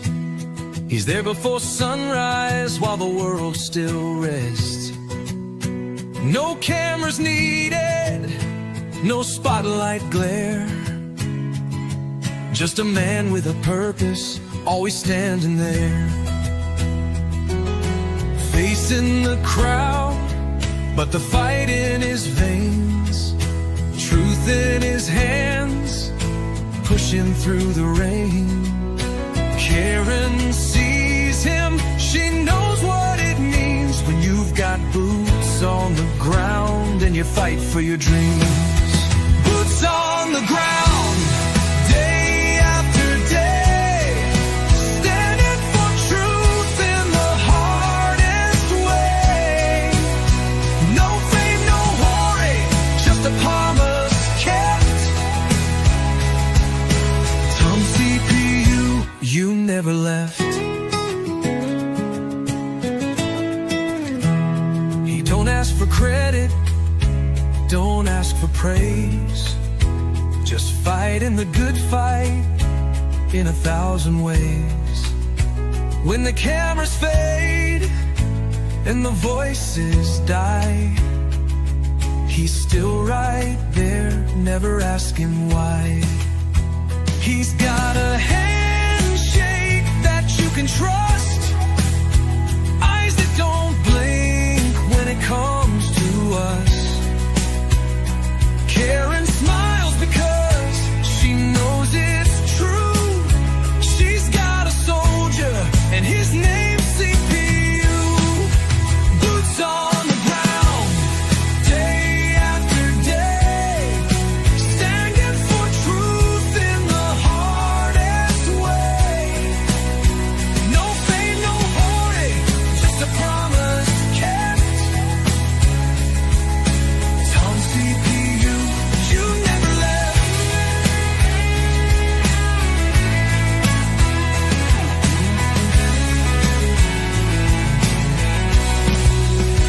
When the courthouse is empty and the crowd's gone home, Tom's still walking, he's never alone.